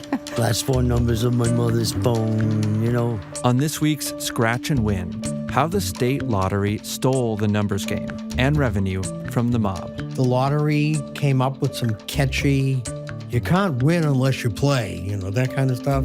Tonight at 9 on GBH 89.7. Our programs are made possible thanks to you. And Rockland Trust Bank, committed to helping individuals and local businesses work towards their financial goals by providing financial advice and resources. More at rocklandtrust.com. Rockland Trust Bank, where each relationship matters. Member FDIC.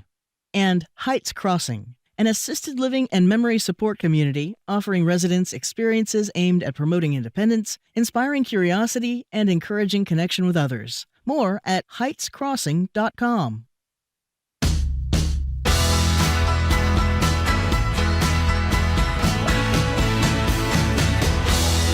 Welcome back to Boston Public Radio. She is Marjorie Egan. I am Jim Bradley. We are back here tomorrow with Juliette Kayyem. We have Ask the Auditor. Diana DiZoglio joins us. You can call in your questions or ask them right here in the 1 o'clock hour. And on the 25th of April, whenever that is, the governor will be here for an hour as well. And by the way, today at 1:30, Andris Nelsons, music director of the BSO, will join us in person at the library. Joined now on Zoom by John King, chief national correspondent for CNN, the man behind the great reporting project all over the map. Welcome, John. Greetings from totally peaceful, nothing happening here in Washington, D.C. Yeah, exactly. Yeah, nothing happening down there. That's true. We're going to get to some of what has been happening in just a second. But, the tariffs have been happening. So what is the latest? The market's not quite so bad today as it has been before. But people are kind of panicking nonetheless. What do you think? happening? Look, this is a really interesting political decision we've talked about before. Donald Trump, doing this. It's one issue he's believed in for some time, doing it despite all the market turmoil, being much less reactive to market turmoil than he was in his first term, when he closely followed the stock market and kind of sometimes corrected himself when the markets were down. You're right, the markets stabilized late yesterday and relatively stable today, even a rally today. I'm not smart enough to get into the psychology of all that. I think that, if you go back to day one of the Trump presidency, the markets are down and there's considerable turmoil, and you have more and more big players in financial markets like Jamie Dimon saying the possibility of a recession is on the rise and urging the president to reverse course. He did speak to the acting president of South Korea, and they seem to be on the verge of some kind of an agreement. The Trump White House says that, he's using this essentially as a giant club to bully or scare or incentivize, you pick your word for it, countries to come to the table. But they're also saying things that one of his trade people is on Capitol Hill talking about the relationship with Australia. Again, a democracy, a very important national security partner, a very important piece of the how do you contain China conversation. A lot of what they're saying, it just isn't true. It doesn't sniff past the fact check sniff. But the turmoil and the tumult is self-inflicted, and you're getting a lot of grumbling, most of it private from Republicans, saying, Mr. President, okay, but try to fix this or at least stabilize this, because the longer this goes on, the more likely the party thinks it pays the political price. Trump doesn't seem to care about that right now. John, I have to say, obviously, you're right about the grumbling from Republicans mostly being behind the scenes. But I have to say, this is the greatest number of Republicans in Congress that I've seen who are actually saying some things publicly. When you have Ted Cruz being critical, when you have in the business community big-time supporters of Donald Trump, like Bill Ackman, who we've talked about a lot because he was involved in making sure that Claudine Gay was no longer the president of Harvard. And then, this is unbelievable. Peter Navarro, his key trade guy, who people have seen, sort of like an attack dog, you've seen him on television, and Elon Musk get into it. I'll start at the end, and then you can explain to people what's going on. Here is what Musk tweeted this morning, according to the New York Post. Navarro, again, this is Elon Musk talking about a key member of the Trump trade team. Navarro is truly a moron. What he says here is demonstrably false. Tesla has the most American-made cars. Navarro is dumber than a sack of bricks. Wow. So can you work backwards and then tell us what you think the impact of Musk going after Navarro is going to be? Well, it's interesting to me in that Navarro has been with Trump from day one, and he has Trump's ear on this issue. Musk has been with Trump in this last campaign and in the early days of this new administration. He's been very important to Trump in terms of pumping political money in, doing the quote-unquote Doge work, going through federal agencies. That's caused a lot of controversy, too, but Trump, by and large, supports it because he wants to take a slice out of the federal government. But Musk is now in a public fight with the president of the United States, by the way. When you're fighting with Peter Navarro, you're fighting with Donald Trump. Most of Musk's criticism has been about tariffs, not without Trump's names, or about Navarro, where it's highly personal. A lot of what Musk does, and just look at X, the former Twitter, it's a personality attack-based cesspool. And Musk accelerates that game. Everything's personal. If you say, I don't know if I like Wednesdays, he attacks you. It becomes personal. It doesn't become a calendar conversation. But it's a remarkable split between two people who are very close to the President of the United States, who have almost unfettered access to the Oval Office. Musk making a big break, saying that the approach on tariffs is bad. Now, Musk is an international businessman who's trying to sell Teslas around the world, who has an international satellite-based internet company. So he is impacted here. Just as he's impacted when he's going into all these agencies and cutting government spending when he has all these government contracts. So there's a should Musk be involved in this question, which, if the Trump administration had any serious ethics people, maybe they would look at those questions. But then it is remarkable to have a public blood feud between two very senior advisors to the president over what is a central economic policy of Trump, period, but especially this early Trump administration that, I'm talking about it. I talked about it first, and it's my bad, actually, in terms of the angst among Republicans. And you're right, Jim, more and more are speaking out. This is like an unwiring, an attempt to unwire, disconnect a global economic order that has been in place for some time that, yes, always has periodic issues and fights, with China more than anybody else because they are an unfair player in the practice, with our neighbors to the north, Canada and Mexico, with the European Union. There's always fights over this issue, this product, that product. But that's not what this is about. This is about Trump trying to say the United States can dictate the economic terms of the global economy, not just the U.S. economy. Yesterday, it was Netanyahu, the press conference was yesterday, right? The Trump-Netanyahu press conference. And I happened to be able to watch the whole thing. I don't think I've ever watched, or maybe I have before, but it was so disheartening. The president is calling this person stupid and that person a disgrace and this other thing a disgrace, and no sort of grace for the people who've lost their jobs, or for the people who are in a panic about their retirement funds.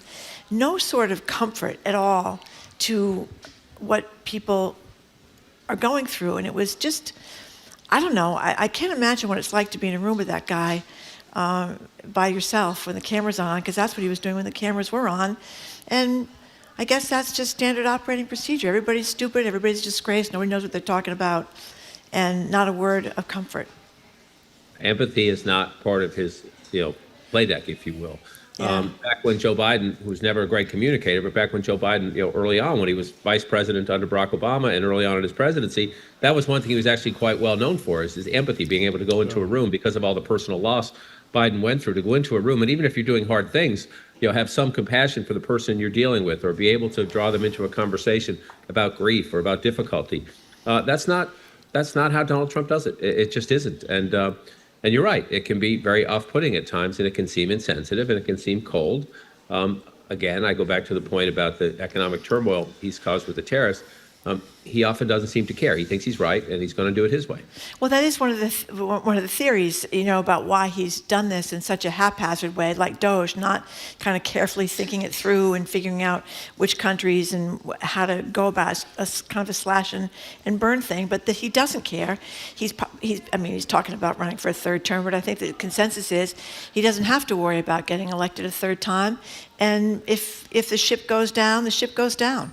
He's had this. What does that mean? The ship goes down. He wants to reset the global order. He wants everybody to come begging him to reduce their tariffs. He wants to have power over every country in the world, and wants to see them crawl to him for relief.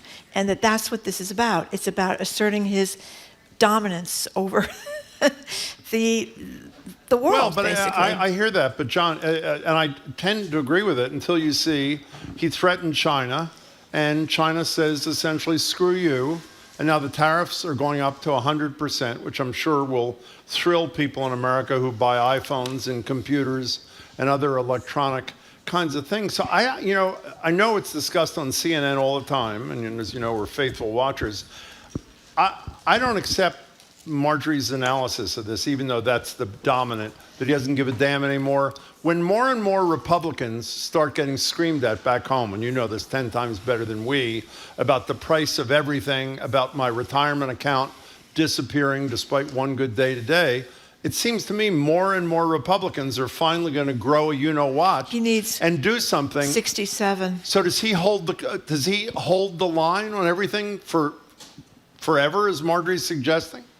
I think it's an excellent question worth watching, in the sense that one of the things we do know about the pace of Trump in this second term is that he remembers very well, the midterm elections in 2018. Nancy Pelosi becomes Speaker of the House. The Democrats can then block and frustrate the Trump agenda. They weren't getting much done in Congress anyway, remember. They were going to repeal and replace Obamacare. They were going to do a whole lot of things in the first Trump term, and they passed the Trump tax cuts, and they really couldn't get much else done legislatively in the first term.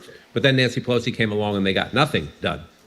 Not only that, he doesn't like, strong opponents in the Oval Office getting in his face, especially if that happens to be a strong woman. In this case, it would be Hakeem Jeffries, we assume, if Democrats take the House. So there is that theory, Jim, that he should listen to Republicans and that he's mindful of what happened in 2018. So maybe he will listen to Republicans when, in the last week, 10 days or so, you're right, increasingly over the last week or 10 days, more and more have been seeking private meetings with him, but also have been speaking publicly about, sir, this is too much, too fast, too far, too unfocused and undisciplined. That's what's coming through. But I'll give you the other theory. At this very same moment that pressure has been coming, or that criticism has been coming, he is now talking openly more and more about the idea that he can have a third term, that there is no bar on him having a third term. So if you're not, if you don't pay any attention to the rules and the fact that it's been pretty established constitutional law in the United States for a long time, that a president can serve 2 terms and then has to go, you don't care about elections if you're planning on keeping power anyway. And so, back to the empathy question, does he have empathy for federal workers? I'm not going to argue that the federal government can't be downsized or made more efficient and leaner and meaner, and a lot of departments would shrink and maybe some departments would grow. But the way he's doing it certainly does not show a lot of compassion and empathy. There are a lot of Republicans who complained about this in the first term, and we'll see where it goes in this term. They didn't have a lot of empathy for them either, more political empathy, if you will, understanding of their difficult situation back home. So you could make a case that the lessons of the first term should tell him it's going to be really hard not to lose the House, really hard. The majority, you put up a hand, and you got a couple fingers left over in terms of the size of the Republican majority in the House. Pretty hard, given history, not to lose that majority. So why would he make it worse and make it even harder? I get that argument, but I think there's a flip side argument that this is about Trump and it's not about them, and so be it. John, one last thing. I didn't see the Netanyahu press conference, so my apologies if both of you know. Well, I just happened to be home and I turned it on, and I was standing there like a fool watching the whole thing, getting more and more upset. But yesterday we had Fiona Hill in studio, and we talked about the mess that the non-ceasefire between Ukraine and Russia has evolved into. When Trump 2 nights ago, flying back from Florida, did that ad hoc press availability on Air Force One, and he was asked what he was going to discuss with Netanyahu, and he leaned forward and said tariffs, and never mentioned the fact that 24 hours earlier, how many hours earlier? It was earlier than that. Those 14 aid workers, right, which Israel said were threatening and moving in the direction of their troops. In fact, the video the New York Times got showed that their emergency lights were on. The vehicles were identified. Did the horror show in Gaza even become part of the conversation, as far as we know? The way it became part of the conversation is Trump stood by the idea that he thinks the United States should take it over and own it. That's the way to make it work. There was not any. There were no words from Trump about how the Israeli military or the Netanyahu government should be more careful. That the Netanyahu government should go back to a ceasefire. No, that's the, again, there was a lot of criticism of the Biden administration, obviously, for a lot of people, understandably, saying why is there no effort, or at least a more public effort, or a more tough policy effort, sticks effort, denying weapons and all that. And Biden did a few pauses here and there. But think about the criticism of Biden for not doing enough. Under Trump, not only is the fighting back underway, Israeli attacks back underway in Gaza, but Israel is doing additional expansion in the West Bank as well. And they lied about the ambulances, right? Yeah, they lied and said they didn't have their lights on and they were traveling in the wrong way. It turns out they did have their lights on and they were traveling in the right way, and the Israeli... Netanyahu has a green light from Trump, and he knows it. Yeah. We're talking to John King. So, John, we're always hoping there's something great to look forward to. Marjorie and I agree the $100 million military parade on June 14th should be a great, great day. Is this real? I think I remember in Trump 1, he wanted to have a military parade because he was jealous that Putin gets to have one and he doesn't get to have one. Is this real? Is this going to happen? It's his birthday, by the way, I should say, June 14th. Yeah. Is this going to happen? It's an anniversary of the United States Army, and it's his birthday on the same day. They are certainly laying plans to do it. They tried to do it. You're right. That's a little bit of cautionary note there. They did think about this and talk about it in Trump 1, and it never happened. But the mayor of D.C. says that what she has heard is a parade from the Pentagon across the bridges into D.C. to Pennsylvania Avenue and the White House. I drive across those bridges quite frequently. I'd be careful how much heavy equipment you bring across them. We may finally get infrastructure week in a Trump administration. That is horrible, John. Forgive the bad joke there. That was a bad joke. I thought it was a great joke. No, it was horrible. It was horrible. And this is where you end up sometimes. You're trying to find a. This is actually I talk to myself about this all the time because I'm a parent in addition to what I do for a living.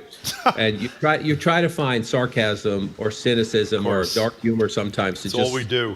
Just hit the pause button and to try to shake things off. and things like that. That's bad. That's a bad joke.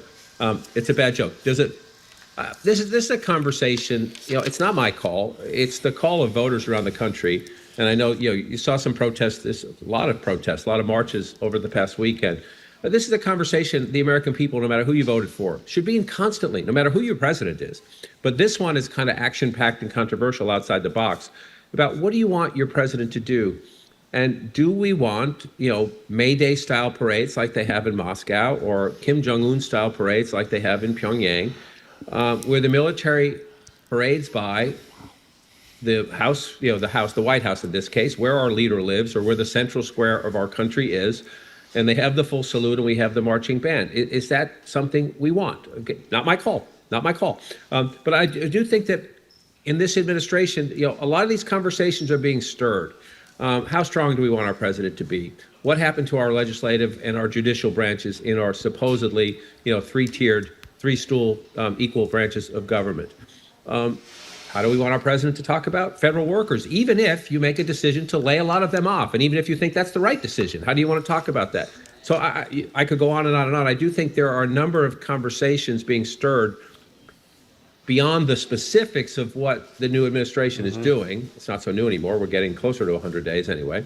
But beyond the specifics of what they're doing, about how they're doing it and what it says about America. And again, whether you love everything you've seen, whether you dislike everything you've seen, or you're somewhere in that range in between, I think this should be part of our civic debate: is what do we want, and is this anywhere close to what we want?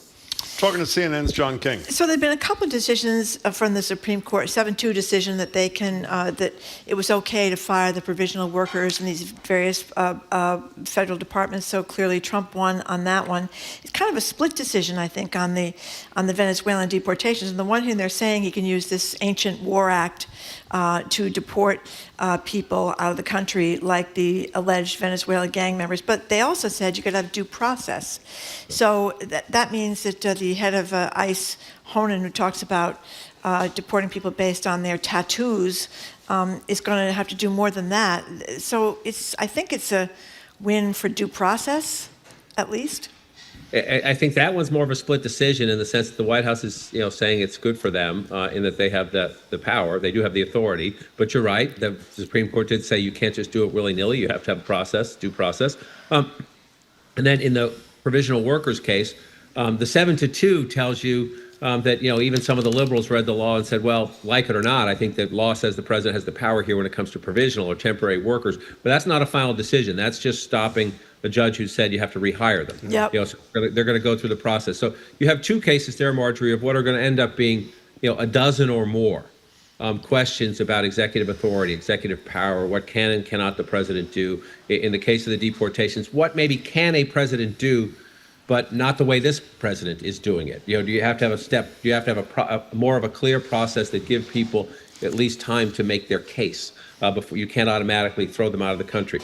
You've heard Trump talk the other day again about the idea that he hopes El Salvador, would take non-immigrants who are in American prisons, criminals. Again, those people may have committed crimes for which they deserve to be incarcerated, or a jury and a judge have said they should be incarcerated, but they still have constitutional rights, and I don't think they can be thrown out of their country or prison. By the way, all of these questions are going to be tested for months, and I think years. I think the entire term. I'm so glad you mentioned that. I speak at constant texts about people saying that people who are here, they do have a lot of rights. They have due process rights, right to legal counsel. They cannot be thrown out of the country for their First Amendment rights. They have rights under the Fourth Amendment for reasonable searches and seizures. They have most of the rights, if not all, but most of the rights. And I think there's a great understanding from like dozens of our texters every day. It goes back to the question I was raising earlier that he has stirred so many conversations about who are we. Right. As a country, and who do we want to be, and how do we want to treat the people that we might be furious at, who may have committed crimes in our communities, but do they at least deserve a basic portfolio of rights, because there but for the grace of God goes you and I, whether rightly accused or wrongly accused, that where do we want the default to be? Right, we don't have double jeopardy in this country. We respect the process. When the whistle's blown, the game is supposed to be over. When the whistle is the judge making the final decision, and you exhaust all your appeals, or somewhere else. And Trump has raised a lot of questions about, he didn't lose the 2020 election, for example. at some point, the process has to stop. But I just spoke that sentence. To agree with that sentence, you have to respect the process, Right. even if you lose. Again, that's one of the conversations we're having. So, John, we only have a minute left. If you combine Cory Booker's 24 hours without going to the bathroom, which I think is even more impressive than the content of his speech making. As a man of a certain age, amen. That's right. Well, there's another one. He's standing talking to you right now, too. Obviously, the Wisconsin elections, smaller margins of victory in Florida for Republicans, and obviously a pretty huge gathering across this country of people who want to resist the worst of Donald Trump. Is this, I know it's anecdotal, but are Democrats emboldened by this, or are we where we were 2 weeks ago in terms of a low-profile Democratic opposition, with some exceptions, obviously? I don't think we're where we were 2 or 3 weeks ago. I do think you do see evidence of the beginning of a fight, the beginning of a resistance, the beginning of trying to channel the frustration, whether it's frustration, whether it's anger, whether it's some emotion of your choice in between. I don't know where it's going. I don't know how effective it's going to be. I don't know, if is Senator Booker or someone else going to become a leader. I think there will be leaders plural in the Democratic Party trying to step up. And we'll see in 2026 and then on to 2028, is that somebody or just a couple of people emerge as the key people.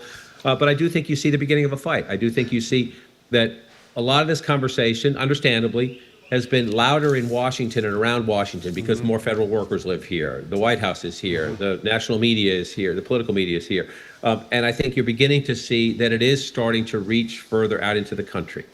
And so it's not 2 or 3 weeks ago. I don't know exactly what it is or what it means or how big it is and how important it is, but you do see some energy and some fight in the Democrats and in people, progressive movements, Trump critics. Some people fighting probably don't consider themselves Democrats, but they're mad about something or they're angry about something. And I think, again, so that if you want to say the bear was asleep and now the bear is awake, I think we need to keep an eye on the bear. Before you go, we're out of time, but just want to say, to make you smile at the end, Mayor Wu brought Marjorie and me Red Sox hats today. Oh, yes. And if it fit my head, I'd be wearing it for you. Right but here. It doesn't. Yeah. So, in any case, John, it's great to see you. We'll talk to you soon. John King. Thank you, John. So much. Thank you. We have been speaking with John King, Chief National Correspondent for CNN, the man behind the reporting project All Over the Map. Coming up after a quick break, just enough time for two more things, but it's only going to be one more thing because Jim today did not get his act together. You're listening to Boston Public Radio, 89.7 GBH. Horrible. Well, I didn't get my act together the other day. Fine. You didn't get your act together today. You're listening to, we're broadcasting from the Boston Public Library. The Trump administration is offering refugee status to some white South Africans. That's expanding racial divisions in that country and encouraging those who want to secede. The next logical step is to recognize a territory where we can make our own decisions, where we are free. I'm Ari Shapiro. The Rainbow Nation reels on All Things Considered from NPR News. Today at 4, here on GBH News 89.7. Support for our programs comes from you. And Boston Lyric Opera, presenting Rodgers & Hammerstein's Carousel, an 80th anniversary production featuring Jamie Barton and more. Directed by Anne Bogart, April 4th through 13th at the Emerson Colonial Theater. Tickets at blo.org.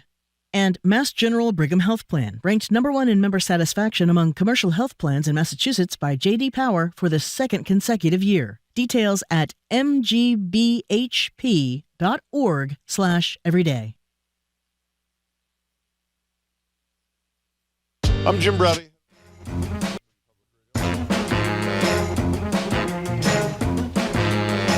Welcome back to Boston Public Radio. Jim Browdy, Marjorie Egan. At 1:30 today, we'll be joined by Andris Nelsons from the BSO. Marjorie already outed me. I was unprepared, so it's one more thing. Take it away. I think it's going to be a very quick one because we're almost out of time here. But anyway, you think about it, Jim. Vaccines against death and suffering from horrible diseases like measles, fluoride in the water, protects from endless cavities and having your teeth fall out. These are things I think we want.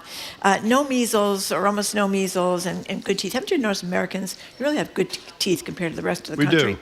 But that's the problem. We have a conspiracy theorist running our health care at the federal level. That would be our RFK Jr., and he seems to be against everything that seems to be a good idea for our health. Now he wants the CDC to stop recommending fluoride in the water, alleging that even in the small amounts that's in most water systems, with absolutely no credible evidence to back it up. It's been debunked over and over. He says fluoride causes all sorts of horrible diseases. This is maybe in big amounts, but not in the small amounts that are regulated. But you know what the good news is? We're almost out of time here. No. The good news is the CDC can't do that. It's mostly... It's a local decision. Yeah, it's a local decision. I think there are 12 states that do it statewide, but it's a local decision. I do not see us in the city of Boston falling for this guy's bunk. I don't have time to get into the terrible disgrace over the measles, where a second child has died, and even then, he can't be full-throated about the importance of getting a measles vaccination. That was a very healthy child, unvaccinated, died from the measles, 8 years old, totally unnecessary death. Anyway, coming up after the 1 o'clock news, we're going to talk about tariffs. Open the text lines and call lines. How you feeling? 877-301-8970.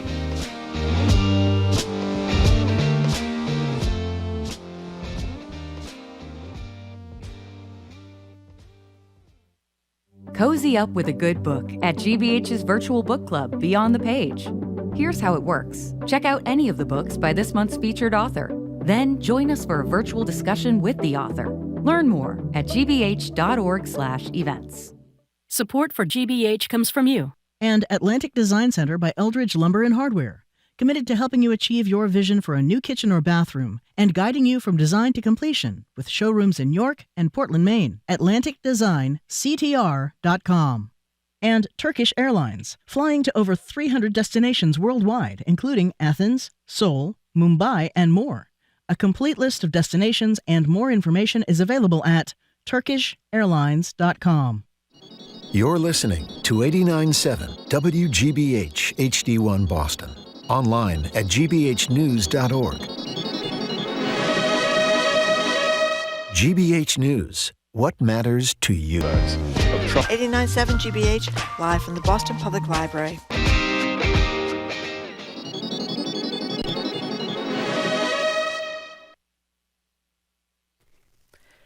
Live from NPR News, I'm Lakshmi Singh. The U.S. Supreme Court is clearing the path for the Trump administration to lay off more than 16,000 probationary employees, at least for now. The dismissals are part of a much bigger cost-cutting campaign that has cost the jobs of tens of thousands of people throughout the federal government. In a 7-2 decision affecting probationary workers, the court granted the government's request for a stay on a preliminary lower court injunction that blocked the firings. The stay is temporary. It is centered on the question of whether 9 nonprofits who are challenging the dismissals have standing to sue. After a 3-day nosedive, U.S. stocks are rebounding sharply on hopes the U.S. and its trading partners will put their trade war to rest. President Trump's betting his policies will give you... Or if the economy slows down or falls into recession, there won't be any question about whose economy this is. President Trump has made a historically dramatic economic policy move here based on a conviction that he has held since the 1980s. If he succeeds, he can claim all the credit, but if he fails, he and his party will get all of the blame. Tamara Keith reporting. The administration is telling migrants who enter the U.S. using an online app to leave immediately. Here's NPR's Joel Rose. The Department of Homeland Security says it sent formal termination notices to migrants who are allowed to enter the U.S. through the CBP One app, though DHS did not say how many have received those notices. More than 900,000 migrants used the app to schedule appointments at ports of entry. CBP One was a central part of the Biden administration's strategy to relieve pressure at the border by creating temporary legal pathways under an authority known as humanitarian parole. The Trump administration quickly dismantled that policy and is now urging migrants to leave immediately. It's not clear how the termination notices will affect migrants who've already applied for asylum or other protections in the U.S. Joel Rose, NPR News, Washington. Egypt, France, and Jordan say they held a joint phone call with Trump yesterday about reinstating an Israel-Hamas ceasefire in Gaza. More from NPR's Hadil Al-Shalchi. Egyptian officials close to talks to end the war in Gaza tell NPR that the mediator's latest proposal includes a 40 to 60-day ceasefire in exchange for a number of hostages. The Trump administration's sweeping tariffs could destabilize the global economy. As Jill Kaufman reports, Western Mass Travel and Tourism is expected to feel that impact. The enemy of travel and tourism is a decline in disposable income, says Jonathan Butler at One Berkshire, among the regional tourism councils in Massachusetts. Butler says the Berkshire's economy has some delicate components to it, from healthcare to the performing arts. Because of our population and the geographic nature of the Berkshires, anything that's going to continue to raise costs for consumers is something that we're exceptionally concerned about. We're very fortunate where we are situated in that we are close to major population bases like New York and Boston. The tariffs will have an impact, says Mary Kate Wydra with Explore Western Mass, but location.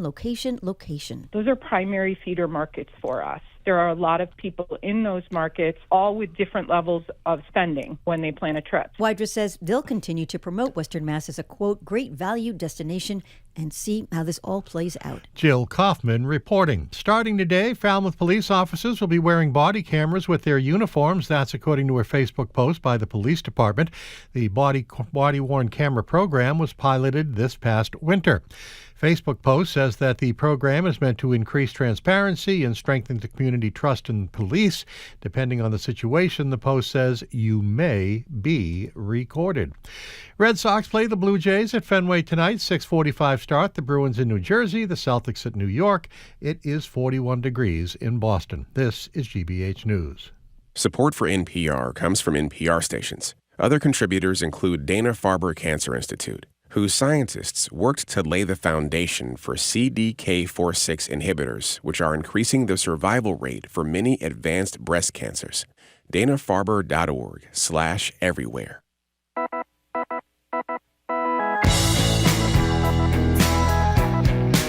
Here's Jim Browdy. I am Marjorie Egan. Welcome to hour number 3 of Boston Public Radio, 89.7 GBH. We are broadcasting live from the Boston Public Library and streaming at youtube.com/GBH News. Thank you. We're going to be joined in about a half an hour by Andris Nelsons, the music director-conductor of the Boston Symphony Orchestra. We're very excited to talk to him. Tomorrow we're going to be joined here at the library by Juliette Kayyem and Diana DiZoglio. She is the auditor for another edition of Ask the Auditor, taking our questions. And yours. Hello again, Jim. Hello again, Marjorie. So Shark Tank billionaire Mark Cuban took to the internet recently to tell consumers to buy. It's not a bad idea, he wrote on Blue Sky, to go to the local Walmart or big box retailer and buy lots of consumables right now. Even if it's made in the USA, they will jack up the price and blame it on tariffs. But much like Trump's own tariff rollout, Cuban has since deleted his post and admitted he has no idea what will happen in the market. So when the billionaires are confused about what happens next, what does that mean for everybody else? Are you stockpiling basic necessities, a la the early days of COVID? Or maybe rushing to replace items, expensive items like cell phones or cars or computers that are made overseas before they run out and prices skyrocket? So day, 3, 4, whatever it is, of Trump tariff talk, 877-301-8970. Are you doing anything to prepare for these tariffs? Early buying of big ticket items and stockpiling of average cost items where the price is going to go up in all likelihood pretty dramatically. Everything I've read, Marjorie, says the average cost to a consumer, not including a huge purchase like a computer or a cell phone or a car or a truck or that sort of thing, will be somewhere between $2,100 and $3,500 a year. That is a huge amount of money. It's $40 to $70 a week in additional expenses because of these tariffs. Yeah, somebody just texted about Nintendo announcing their new gaming console, the Switch 2, moments before the Trump unveiled Liberation Day tariffs, and Nintendo postponed all pre-ordering of the console while they evaluate the tariffs. We got a story about that, the price of them for the Nintendo Switch 2 and a lot of electronic equipment. Apple phones, a lot of kind of scary stuff about how much the Apple phone could cost. But we have a text from John from Westford who says, "Go tariffs. The U.S. is finally putting Americans first and not screwing over the next generation."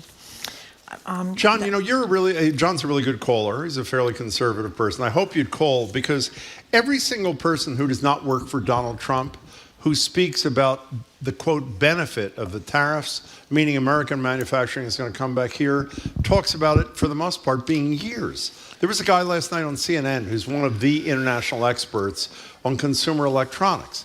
He said bringing the iPhone to the United States to be manufactured here, which requires great precision, and there are apparently scores of locations in China where it's done, he said would take on average 2.5 years. And you know what he said the price of a $1,000 iPhone would be? $3,400. $3,400. Boy, that's a great deal. Bring it back to the United States. Well, the other thing that they talk about, and again, I am not an economist. Oh, you're not? No, I'm not. But I've been reading a lot of them, and they also talk about the uncertainty that, and that's one of the concerns about getting out of this mess, because even if 3 weeks from now Trump said, never mind, and changed a lot of this, the uncertainty other countries feel. I mean, they talk about Apple, or a lot of other companies moved a lot of their manufacturing from China because of the tariffs in the first to Vietnam. And now Vietnam has got this 46% tariff. Now Vietnam apparently is willing to talk to the president about some kind of deal, but that's the problem, that you don't want to move your plant and spend all that kind of money if you don't know if these are going to last or not last. Right, no investment. And by the way, I'm not an economist either. I'll give you an example, by the way. My younger daughter has a lease car. The lease expires in July. She's looking to buy something now, even though, frankly, she can't afford it terribly well right now. Well, Jim, because the prices are going to go up dramatically. Dad. Well, exactly. She did. That's what I mean. It didn't go so well. 877-301-8970. We want to know what preparation you're doing. I mean, it is analogous, whether you were buying toilet paper, tuna fish, whatever was in short supply during COVID. What? Somebody just texted that I just bought a year's supply of toilet paper just in case. Just in case, exactly. 877-301-8970. By the way, why would somebody not, if you have enough money to buy early something that it's a major ticket item where the price is likely to go up dramatically, or if you can stockpile staples that aren't going to go bad, like, for example, you know what apparently people are buying tons of? Hair products, makeup, I guess that stuff doesn't go bad, shampoo, that sort of thing, because I guess apparently a lot of that stuff is made overseas. Okay, I can't keep track of all these prices. Here's interesting. Did you see Joel in Connecticut? Read that. That's a cautionary tale. I am hoarding the Boston Library tickets and recording every moldy chestnut from Boston Public Library I can, from the Boston Public Radio, I should say, in case tariffs are imposed on us here at BPR. Exactly. Guess who is on the phone? One of our all-time favorites from Fall River. Hi. That would be Liliana. Hi, Liliana. How are you, Liliana? Buongiorno. Buongiorno to you too. Yeah. What's up? Yes. Okay. I went to the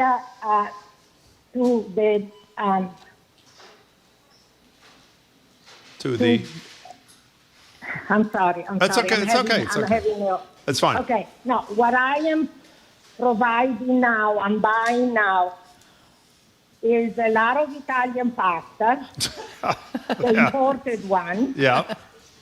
The tomato to put away, in a can. A can, yeah. Lavazza coffee. Yeah, I like that. And then I am going to Italy in June.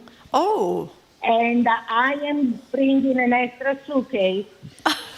And I'm putting all the Parmigiano cheese I can find. Oh, Liliana, you are something else. The Parmigiano is $24 a pound now. It's crazy. Can you imagine? Crazy. Yes. Liliana, did you go to the protest? It says on this call screener you went to the protest in Fall River or someplace else? Tell us about it. Fall River didn't have it. We went to Tiverton. There must have been about 300 people. Wow. And mostly women, though. Yeah. I was very disappointed on that. There was one guy that had the courage to come with a mask car, with a Tesla. The ugly car. And he parked it right where we were parking. And then when he left, he got a sounding boo. So, Liliana, I have a question for you. How do you feel about people who are your friends who own Teslas? How do you feel about them? I don't have any. I have friends you're off the list. Voted for Trump. Oh God, I'm sick. Go ahead. We play cards together. Yeah. And we cannot express our feelings, and that really hurts me. That really bothers me. Especially, I do not understand how people that are religious, they are Catholic, that they voted for Trump. Let me tell you, Liliana, You are a gem. You are like a gem. No other. Oh, I'm coming. I'm coming to Boston with the train. When? Oh, you should come to the. I'm coming. When are you coming? Yes. Hey, Liliana, I'm going to put you on hold. Talk to one of our producers about when you're coming to town, Because you're and going to we'll come make sure see we'll us. see you at the library. Yeah, you're going to come over and see us, Liliana. Okay? Oh, yes, absolutely. With gifts. I bring gifts from forever. Liliana, don't go away. We're going to put you on hold and get the info on when you're coming to town. I'm dying to meet this woman. Yes, me too. Liliana's one of the greats. 877-301-8970. What was her first call about? Remember what the topic was? It was about the mortadella down with the woman sued. down Woman the street sued at on the prosciutto. Italy. Prosciutto, was it She prosciutto? slipped on prosciutto Okay. at Italy. At Do you know what's Italy. going to happen to the price of prosciutto? I Through the hate roof. to think what is going to happen. But, you know, we have an anonymous texter who's thought ahead all the way through here. This person says, I've been buying extra toilet paper and paper towels every week since Trump was elected. Pandemic me once, shame on you. Pandemic me twice, shame on me. So there you go. Christina in a car, you're next on Boston Public Radio. We're talking about how people are preparing for tariffs. Hey there. Hi, good afternoon. You too. So I just booked to have my heating system and my central air replaced. Wow. Wow. Which I really didn't want to do right now, but I figured in the long run, the price is just going to keep going up and up and up. So were you worried about the infrastructure? What is it, metal, aluminum, whatever it is, or the source of energy? What were you worried about that caused you to act? The physical equipment. The physical equipment. Wow, that's a Yeah, major expenditure. Yeah, Wow. no kidding. And I had to sell. Whoops, we lost you. You had to and sell the what? stocks in the toilet. Oh, you had to sell stock to Stock. buy this. Boy, it's like the double whammy. Christina, thanks. Good luck. We appreciate your call. You know, a lot of people are saying they're going out or they already have bought new laptops, bought new phones. Is it Dan, our UPS driver, who said that? He's done that. An awful lot of people are planning ahead. Yeah, Woody, the UPS driver. I'm sorry. I said Dan. Woody, the UPS driver. Dan from Waltham bought new cell phones before the first round of tariffs. Maureen from Londonderry stockpiling absolutely electronics. A new tablet, big items like a car. She says, I have no intention of buying an American car. I wish I could buy a Canadian car. Well, you know, the point that we'll get back to your calls in a second, the point that Mark Cuban made, I'll quote him again, even if it's made in the USA, they'll jack up the price and blame it on tariffs. Don't you think that kind of price gouging is going to happen from unethical business people who see an opportunity to make an extra buck? I do. I do. When you talk about business people upset about what's happening, the guy that co-founded Home Depot is one of the people that was speaking out today, this Ken Lejeune, whatever his last name is. What did he say? Well, he said he didn't understand the goddamn formula, what was going on here. He's one of many business people that's been upset about this. And How about Bill Ackman over there at Harvard? The tech guys, the bromance between Trump and the tech guys is not going that well. As we know, Mr. Tech himself, Elon Musk, what did he call Peter Navarro? Moron. A moron. Dumb as a sack of bricks is what he said about Navarro. Anyway, let's go to John in Westford. Hi. Oh, is this the same John? Hey, Hi, John. Good to talk to you. What's up? Hi. Thanks for calling. Thank you for reading my text. Of course. Yeah. The only thing that I'm buying, I think it's actually a good thing.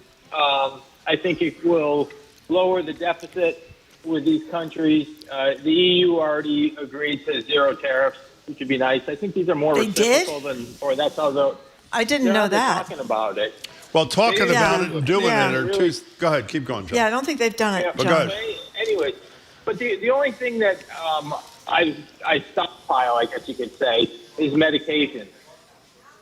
Because all of our medication comes from India or China. And if there is a trade war, if something does go south, like COVID with the supply chain distribution issues, a lot of medication, the macrolides, Z-Pak, amoxicillin elixir for kids. So I recommend that everybody that has a monthly prescription try to get 90 days instead of 1 month. You know, John, I don't know what we talk to you a lot, and we really appreciate your calling, especially since we don't agree on much. But let's assume, Marty and I think it's fair to say, are upper middle class and can probably make it through a difficult handful of months. Speak How for do you yourself, feel, Jim. How do you feel about people who, even if you and Trump are right, who are worried about their retirement savings disappearing and they're 68 years old, ready to retire, and their necessities, the things they have to buy at the grocery store, are probably within a few days going to go up dramatically. So even if down the line, again, you and Trump are right, how do you feel about their plight and fear, John? Oh, it feels terrible. It's gonna be painful all around. I don't think it will be though. But the rate we're going, our grandkids, our kids, they're going to be screwed. The economy was great, and despite what Trump and Vance and all these other people say, the economy was in pretty fabulous shape when Trump decided to bring it down a week or so ago. You know that, right? I don't. No, I don't agree with that at all. Okay, well, people that live on a can of soup. Inflation was coming down dramatically. But I guess, John, when I think about why the economy was a mess, I think it's because rich people in the United States of America have since Reagan in the 80s haven't paid their fair share. They get away with murder every year from the IRS because the IRS can't go after them because we don't want to raise the minimum wage to any place that's going to enable people to get a job. I don't think it's because of the trade situation we're in that the economy. I agree. The rich, they don't pay taxes, but it's because they don't have an earned income. Everything is capital gains. Well, it's because the way the tax laws are written. I mean, so they can escape. So it seems to me that the John, as always, great to talk to you. It just seems that the crisis in America is we can't pay for housing, we can't pay for medical care, we can't pay for college. These are all things that we could fix that have nothing to do. I'll tell you what the problem tariffs. in America is: we don't care about anybody except ourselves. I mean, while we trash Trump and Musk and others for a lack of empathy, don't you think the empathy quotient for the average American is going down pretty dramatically too? Well, we always talk about how, there's no more religion in the United States. People are more worried about hell, Jim. They might rethink. They are? Why are you looking at me when you're saying that? I'm just saying, if Donald Trump were worried about having to make, meeting his maker, maybe he'd behave himself better. Let's go to Jenny in Providence. Welcome to Boston Public Radio, Jenny. How are you? Hey, good. Good. Hi. Am I doing something weird with my phone? No, if you're getting an echo, that happens, but we hear you fine. So if you can suffer through, we're good. Well, I just have a question. No one is talking about taxes. Actually, we're not Jenny, good. Jenny, we're going to put you on connection. hold. We'll take one call, and then we'll get back to you. By the way, the press person, Carolyn Levitt, for the president, is making official there'll be an extra 50% tariff on China starting at midnight, which means the tariff on, for example, electronics from there will be a mere 104%. And I just quickly looked it up, but our staff should double check me. I don't think the European Union has agreed to any zero tariff thing. John I think said there were discussions, talking about right. retaliatory tariffs against us, but I could be wrong. Daniel from Danvers, thank you for calling. Hello, Daniel. How are you today? Thanks for taking me. Never better. Yeah, thank you. Good. Listen to your conversation. I mean, I don't want Trump to wreck the economy, and a lot of retirees are taking a big hit in the last week on uncertainty. But there's optimism. I think in that, Vietnam offered 0% reciprocity, and it's being discussed. And maybe we can get some better deals. Who knows?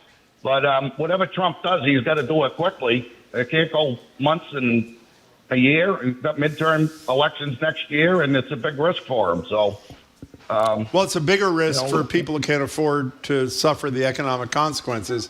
And listen, if you and John and others are right, and Trump gets better deals and does it lightning fast, then so be it. But I don't think there's any indication other than random examples like the one you spoke, Daniel, where the vast majority of countries, particularly the biggest ones like China, are ready to toe the line. But thank you much for your call. We appreciate it. So this might be what John was talking about, but it was 0-0 on both sides. The EU offered this weeks ago that there would be free trade basically between us and Europe. Who's advocating for that too? Elon Musk. Elon Musk, he's a big free trader, and lots of Republicans used to be big free traders, but they've changed their mind. How do you think, Donald, in light of the fact that Peter Navarro is arguably the most important trade mind for Trump, other than maybe the Secretary of the Treasury, Bessent, how do you think he feels that Elon Musk, his co-president, is calling him a moron and dumb as a sack of bricks? Well, we had the head of Exxon who called Trump a moron. Rex Tillerson. And dumb, basically. Well, he didn't say it while he was there. He said it when he left. Yeah. Elon well, Musk is still there. I think he said it while he was there, but he didn't say it on the record. But yeah, I think he said it early on in his acquaintance with President Trump. And that's the other thing. When Trump says these crazy things about how great things were back in 1890 and 2000 and 1913. He's quite the historian. No, he's got it all backwards. He tells he spouts these things off. That was the Gilded Age, and everybody was really broke. That was when the Vanderbilts were able to build their summer cottage in Newport because there was no income tax and they had so much money. He tells these stories that are incorrect. Well, you're not being fair, though, because when he said Frederick Douglass is doing a great job, is he not right? Would anyone deny that Frederick Douglass is doing a great job? Can we all agree? Yeah. Fabulous work. No, he lives right over there on Marlborough Street. I think he does. He came to the library last week. Do you remember? Wasn't looking that good, but he came to the library. Okay, Jenny in from Providence. We're going to try you again. Hi. Hey, I don't understand why no one is talking about the fact that American businesses moved overseas because they didn't want to pay American wages. Well, exactly. And great the point. The labor is much cheaper overseas. If you bring manufacturing back to the United States, you're going to have to pay American wages. I don't understand why nobody is saying anything about this. Well, by the way, the guy whose name I can't remember, who was on CNN last night, who talked about how if we were manufacturing iPhones in the South, it would take 2.5 years to build the factory, and then the iPhone would cost $3,400. One of the elements that goes into that, beyond the physical infrastructure, is exactly what you're talking about. So he was more explicit than we, and you make a wonderful point, Jenny. Thanks for the call. Appreciate it. Yeah, buying American is going to mean paying a lot. I mean, you notice that with clothes. People that do the made in America clothing, I mean, a lot of times they're much better made, and they're real cotton and real linen and real nice materials, but they cost you a lot more. If I say something I've said many times on the air, are you going to yell at me because I've told the story before? Oh, go ahead. Okay, thank you. You want to talk about the leather merchant days? No, I'm not. I'm Provincetown? going to talk about the fear factor. I've told the story. My mother ran an office. Right. And an advertising firm. And she was quite smart and quite skillful. And this is a true story. If she would get a bill from Macy's for $23 that said it was $3 days late, she'd call me on the phone. She was in Philly. I was then living in New York in a panic. And the reason I even tell that story is for those who discount the fear factor for people who are low and moderate income with the tariff increasing prices, who are on fixed incomes and see their retirement savings or semi-fixed incomes disappearing, hear that you can't get the phone answered at Social Security most of the time because they fired so many workers there. Fear is a real thing which you don't just recover from when Donald Trump capitulates on this and said he had some great victory in 2 weeks. It's a real horrible thing that's being inflicted on people who are not as lucky as we are. Did you read in some of the states, like I think South Dakota was among them, where the Social Security offices are far apart because it's a big state. Mm-hmm. People are having to drive 46 miles. Is that true? One way to get to the Social Security because office. No one answers the damn phone. Yeah, well, a lot of people that are, older, they can't do it online, so they want to do it in the phone. And since they can't do it online, they can't call anymore, they're going to drive there, spend the day trying to straighten out their Social Security situation. Lori from South Boston, thank you for calling. Hi, Lori. Hi. I bought a Toyota a few months ago, and I had to put it on a lease because they told me there were no rebates at the time because the battery is constructed abroad. So I put it on a lease, and then I called Toyota to see if the price for buying the lease would increase due to these tariffs, and nobody could answer the question. So on March 31st, which was Monday, I spoke to Toyota, got all the paperwork downloaded, printed everything out, and ran to the bank and picked up a check. And went to the post office and mailed everything, all the documentation, overnight mail. And then I checked on Tuesday that it arrived because I wanted to do it all before Wednesday the 2nd, when the tariffs would start. And luckily, it arrived, and they said that everything is fine, but I still have to wait another 3 to 4 weeks for everything to close. But it was scary because you have a certain price that in your mind of what it's going to cost, and then all of a sudden this, this might change because of the tariff. And I do have one other little point that's totally separate. You mentioned Peter Navarro. Yeah. And I read online that the book that he wrote that was recommended to Trump, talking about tariffs, that was given to Trump by his good-for-nothing son-in-law. But anyway, Navarro quotes an economist who doesn't exist. Yeah, I heard about this. No, it's The Economist is what's the word when you rearrange the letters in your name? It makes up Navarro, The Economist. I can't remember what his name is. But anagram or something? Yeah. Ron something, an anagram. It was Ron Didn't exist. something. Yeah, he doesn't. Navarro.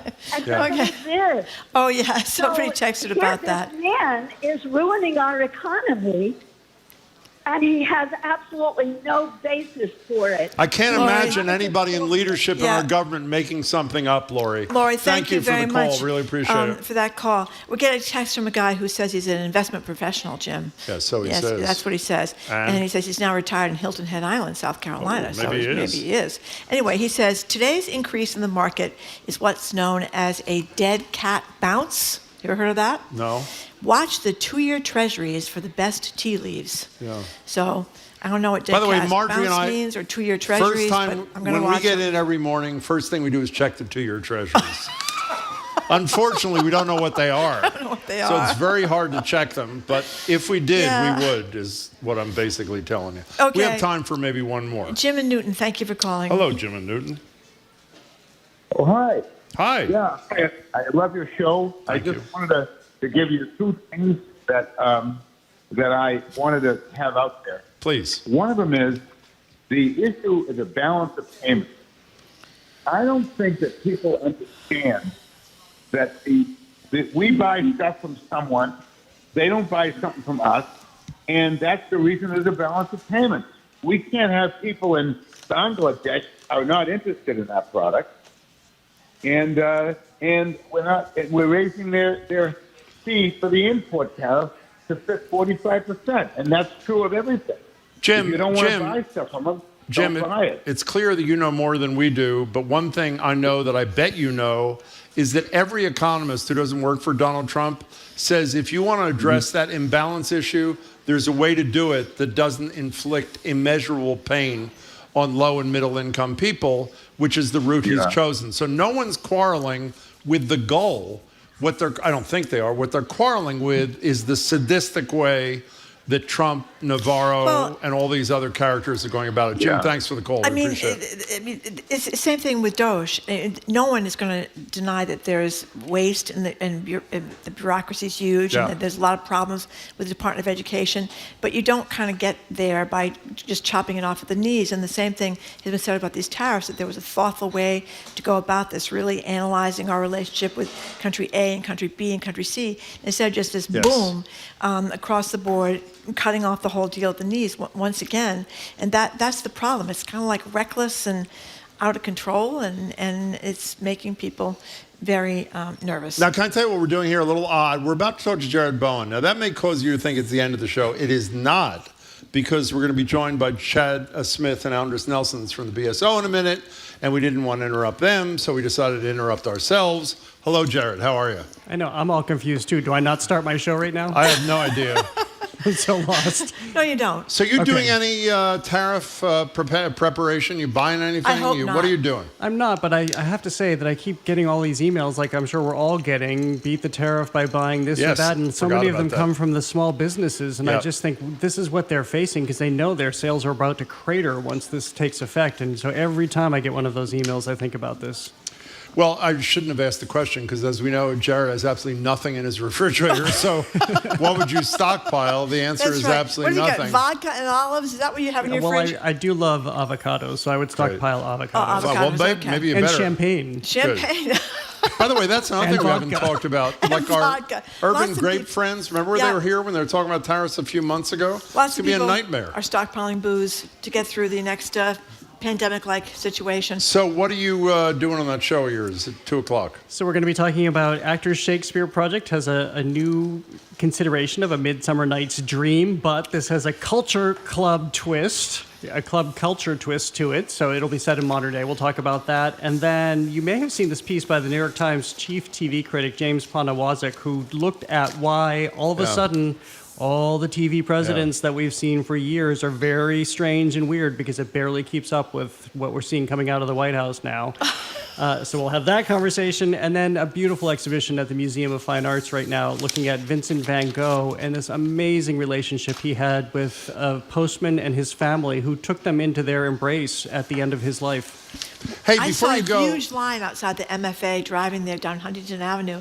I mean, you got to get tickets in advance, I would think, correct? Especially for a show like Van Gogh, I would expect, Hey, Jared, Marjorie and I on Sunday went to see the Boston Lyric Opera's Carousel. Have you seen it yet? I haven't seen it yet. It is, by the way, just 2 more performances, Friday night and Sunday afternoon. It is spectacular. It is really 80th anniversary, and we said this when they were here last Friday, 80th anniversary, and the previews for when the show Carousel went to Broadway were in the exact same theater, the Emerson Colonial, 80 years ago. It's almost like, it's really pretty exciting. Jared, we'll be listening 2 o'clock. Thanks so much for your time. See you then. Thank you, Jared. Okay, we're speaking to Jared Bowen, of course, and the Culture Show is on right after 2 o'clock, right after we speak with our next guest, the Boston Symphony Orchestra CEO Chad Smith and music director Andris Nelsons, ahead of a show this week with Yo-Yo Ma, the extraordinary cellist, performing the work of Soviet-Russian composer Shostakovich. You are listening to Boston Public Radio 89.7 GBH, live from the Boston Public Library and streaming at youtube.com/GBH News.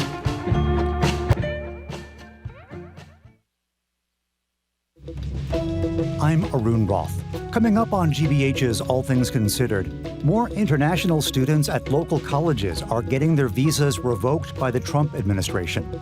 Members of the public are sharing their opinions of Governor Healey's budget proposal for the coming fiscal year. And the Trump administration is offering refugee status to some white South Africans. Those stories and all the day's news starting at 4 on GBH 89.7. Our programs are made possible thanks to you. And Johnson & Wales University, committed to going beyond the classroom by helping students develop networks, obtain real-world experience, and providing hands-on learning that makes an impact. More at jwu.edu. And Liberty Mutual Insurance. Liberty believes progress happens when people feel secure and exists to help people embrace today and pursue tomorrow. Learn more at libertymutual.com.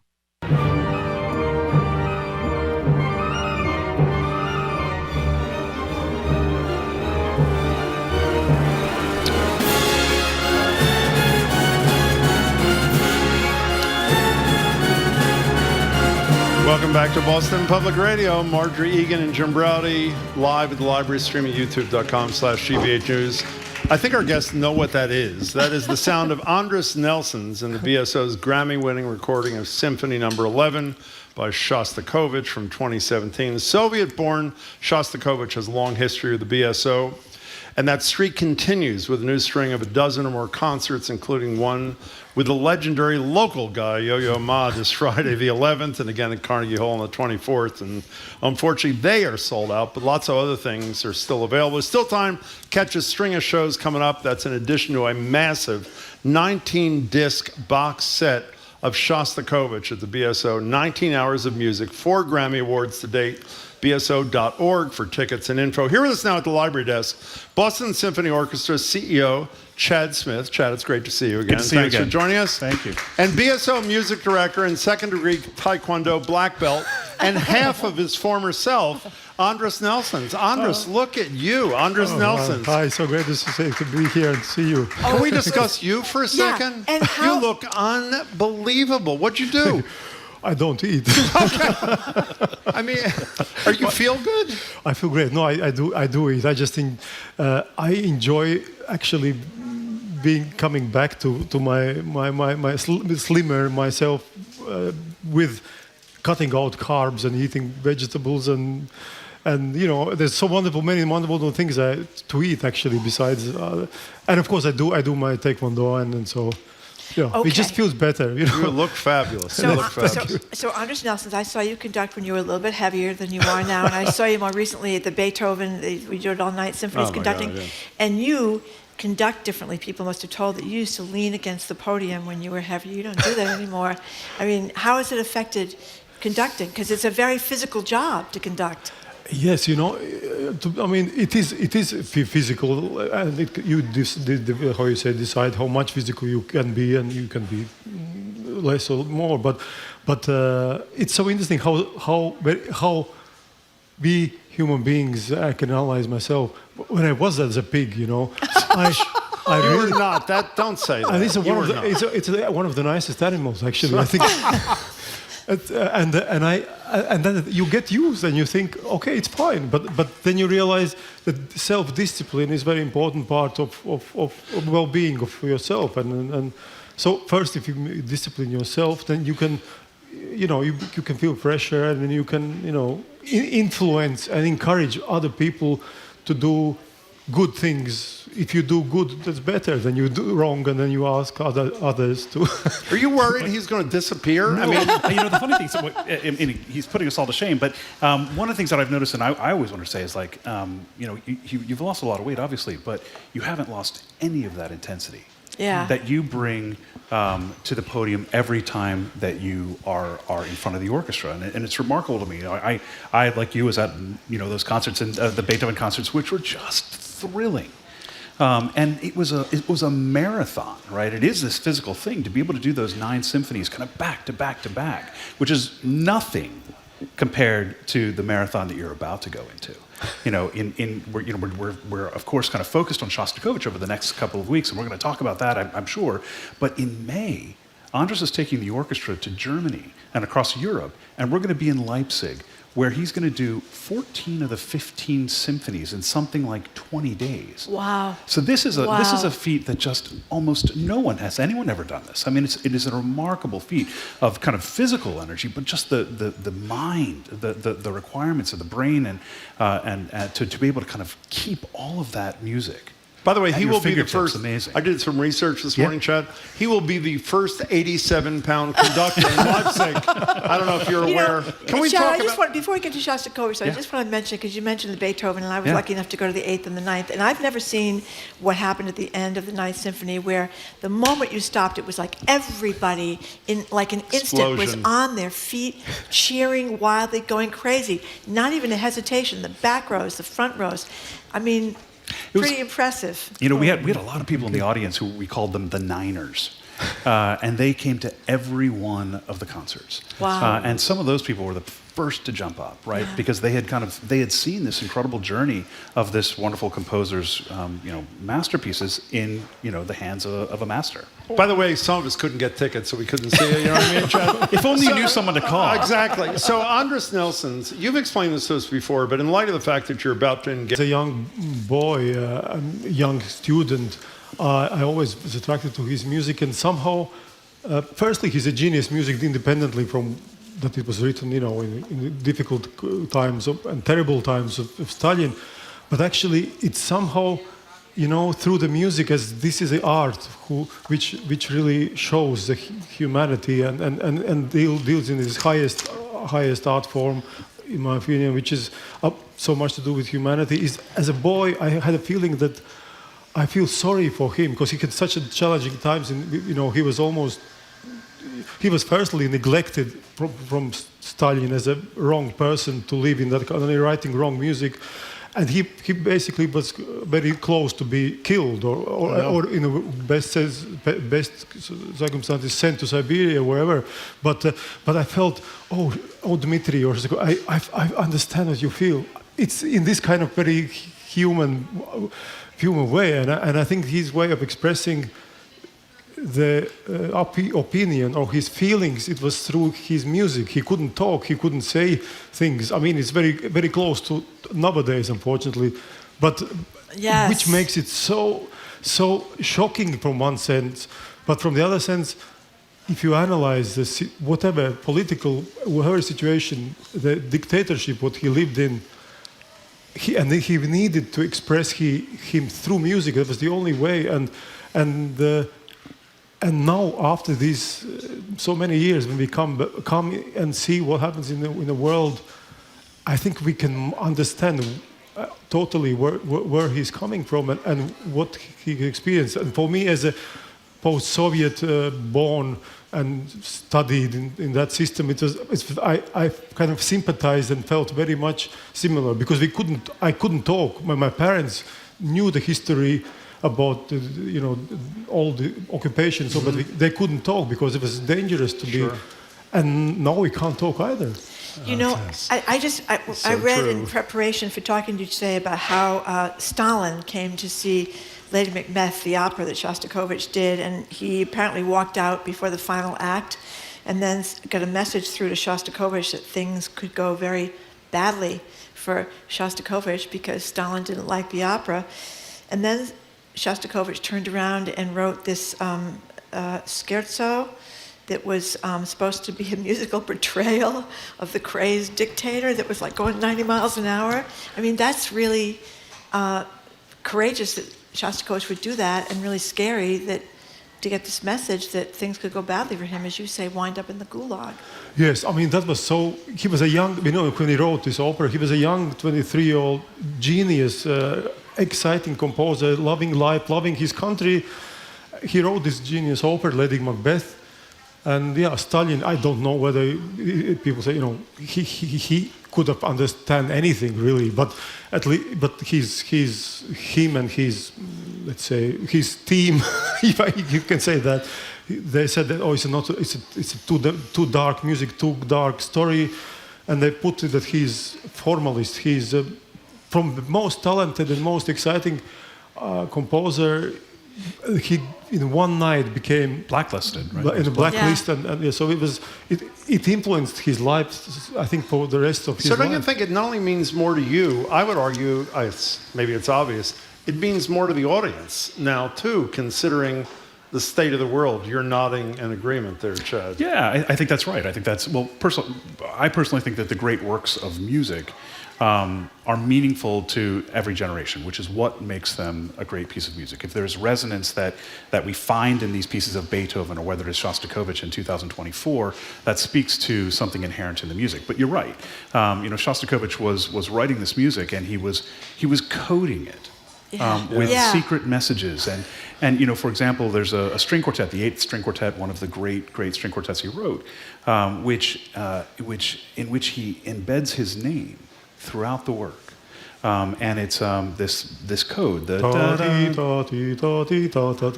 so it's a musical. There are ways in music where you can spell out your name, and he spells out his name throughout this piece and many pieces of music. And for example, in that Shostakovich 8th Quartet, he's spelling out his name, and then the end of the piece is a quote from a Russian revolutionary song. It's called "In Grievous Captivity," as if he was saying he himself was kind of enclosed in this bondage, which was the Soviet system. So across the next several weeks, we're doing some of these big, important symphonic works, and we're contextualizing it with lectures and other kinds of activities that we hope give our audiences insight into these kind of coded messages that have existed in this work since they were written. I mentioned that Friday, one of two things, Yo-Yo Ma is going to participate. When people ask me, and Marjorie knows this to be true, you don't know this to be true, what was my favorite television episode I ever did? I always include in the top 5 when you played the trumpet live for the first time. But when you and Yo-Yo Ma were on together, it was almost like I didn't need to be there. These two geniuses had their heads like 2 inches apart. Here's a little bit of that conversation from 2018 on Greater Boston with Yo-Yo Ma and Andris. Here it is. Today you asked...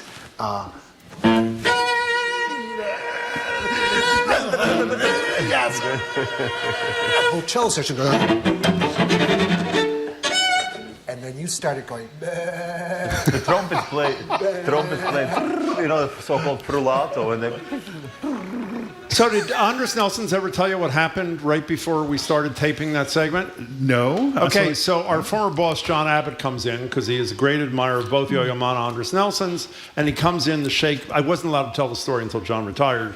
And John comes in, and when he reaches out to shake Andris's hands, he steps on Yo-Yo's cello, which was... That is not a good idea. And you could hear the wood slightly cracking, and Yo-Yo acted like it was nothing because he's such an incredible gentleman. Okay, so that's Yo-Yo Ma. We can't get tickets. Chad, give us a brief description of what the rest of the whole Shostakovich deal is going to be with the BSO. So we have a number of we're doing the 6th symphony, we're doing the 11th symphony, the 15th symphony, the 8th symphony. Over the next 4 weeks, we have the Shostakovich cello concerto with Yo-Yo this Friday night. We're doing the violin concerto with Biba Screed, and woven in there is our 2 programs we're taking down to Carnegie Hall. One of them we're going to be taking with Mitsuko Uchida, the wonderful pianist. But one thing that I wanted to kind of share is that, again, woven throughout this, there will be these interesting contextual programs. One is a program looking at the Jewish themes that Shostakovich wove into his music, and we're doing that up at the Beacon Hill at the Vilna Shul. We're partnering with the Fletcher School of Diplomacy to do a talk about cultural diplomacy. How, in the 70s and 80s, orchestras were trotted out by the State Department, if you can believe it, to do tours as goodwill tours for the United States. And so we're looking at cultural diplomacy. We need that now. Exactly. So many more aspects of this beyond the extraordinary performances with the orchestra. And I will say, if you can't make it to the performances, the recording is it's pretty darn good. Is this what I'm holding in my hand? Indeed. Yes. We got a 19 of these babies. Go get it. I've heard a lot of this, and it is just otherworldly beautiful. How excited are you about this Shostakovich run? Are you? Of course, it's unbelievable. I think it's unbelievable what amazing music it is. But how much chance we were given to record this and to perform.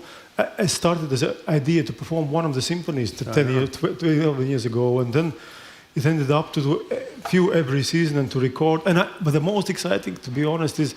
When we in January we had this Beethoven anniversary, not anniversary, but run of Beethoven symphonies, and as you said, the audience and the orchestra, everyone together were so excited, and it was because of the charge and energy and the depth of this music, and I think there's a connection to Shostakovich as well that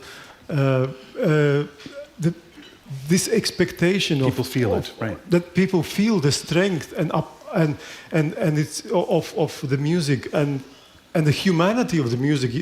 Because these days you never know what you say wrong, or you might be fired, you might be killed, or not God or whatever, But there are the values of humanity which go through the music, and that's why I think people in these days even more, they really want to hear the music, and we invite them, and they get up in their feet if they see Beethoven's idea of humanism, of millions coming together, or Shostakovich's idea also of the peace, humanity, love. It seems so simple and so human, but it should. So hard, right. But it's so hard that we need to fight for this these days. Really, to emphasize that. We do.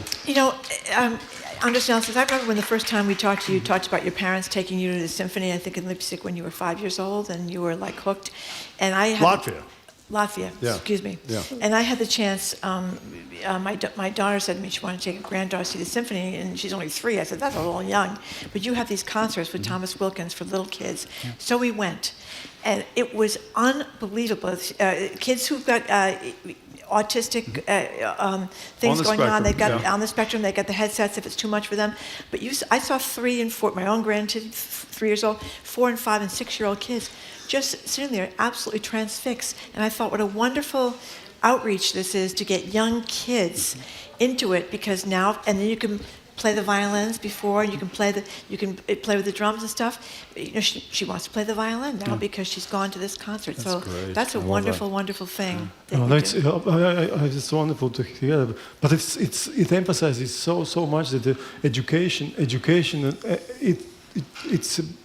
critical, one of the critical, I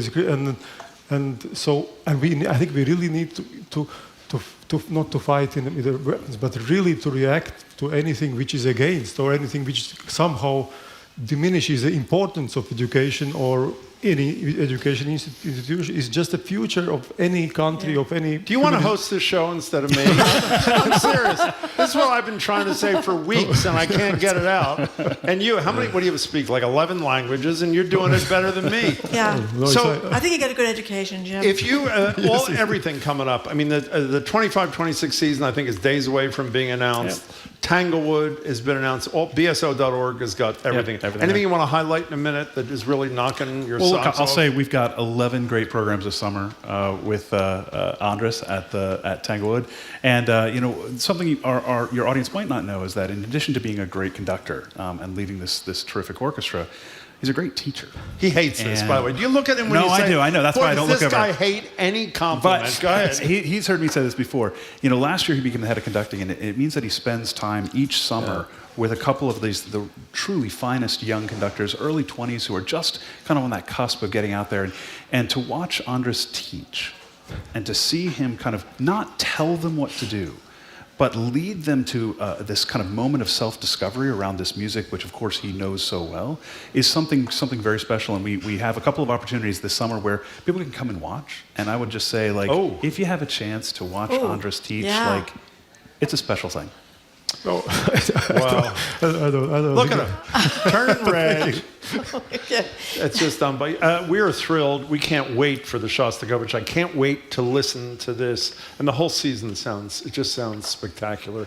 So congratulations to you both. It's wonderful to see you both. Yeah, thank you very much. Great to be with you. Thank you so much for coming in. We much too. appreciate it. We've been speaking with Boston Symphony Orchestra CEO Chad Smith. Can I say one more thing? Just one more Andris thing. Nelsons, yes. I've said this almost every time Andris has been on. You know that I had almost never seen a symphony until Andris was on the show for the first time. And I was so humiliated that I hadn't. I went because when you see, if you're not into symphonic music, it's the first second you see a live orchestra see it in person. with the players and a brilliant conductor like this changes everything. Just so go. Buy and go. Good to see you both. Thank you very much. Appreciate it. They have a show this week with Yo-Yo Ma performing the work of Soviet-Russian composer Shostakovich. For more info, go to bso.org, and they get a whole great season of Shostakovich coming up. So please check that out, not to mention the great season coming up at Tanglewood, bso.org.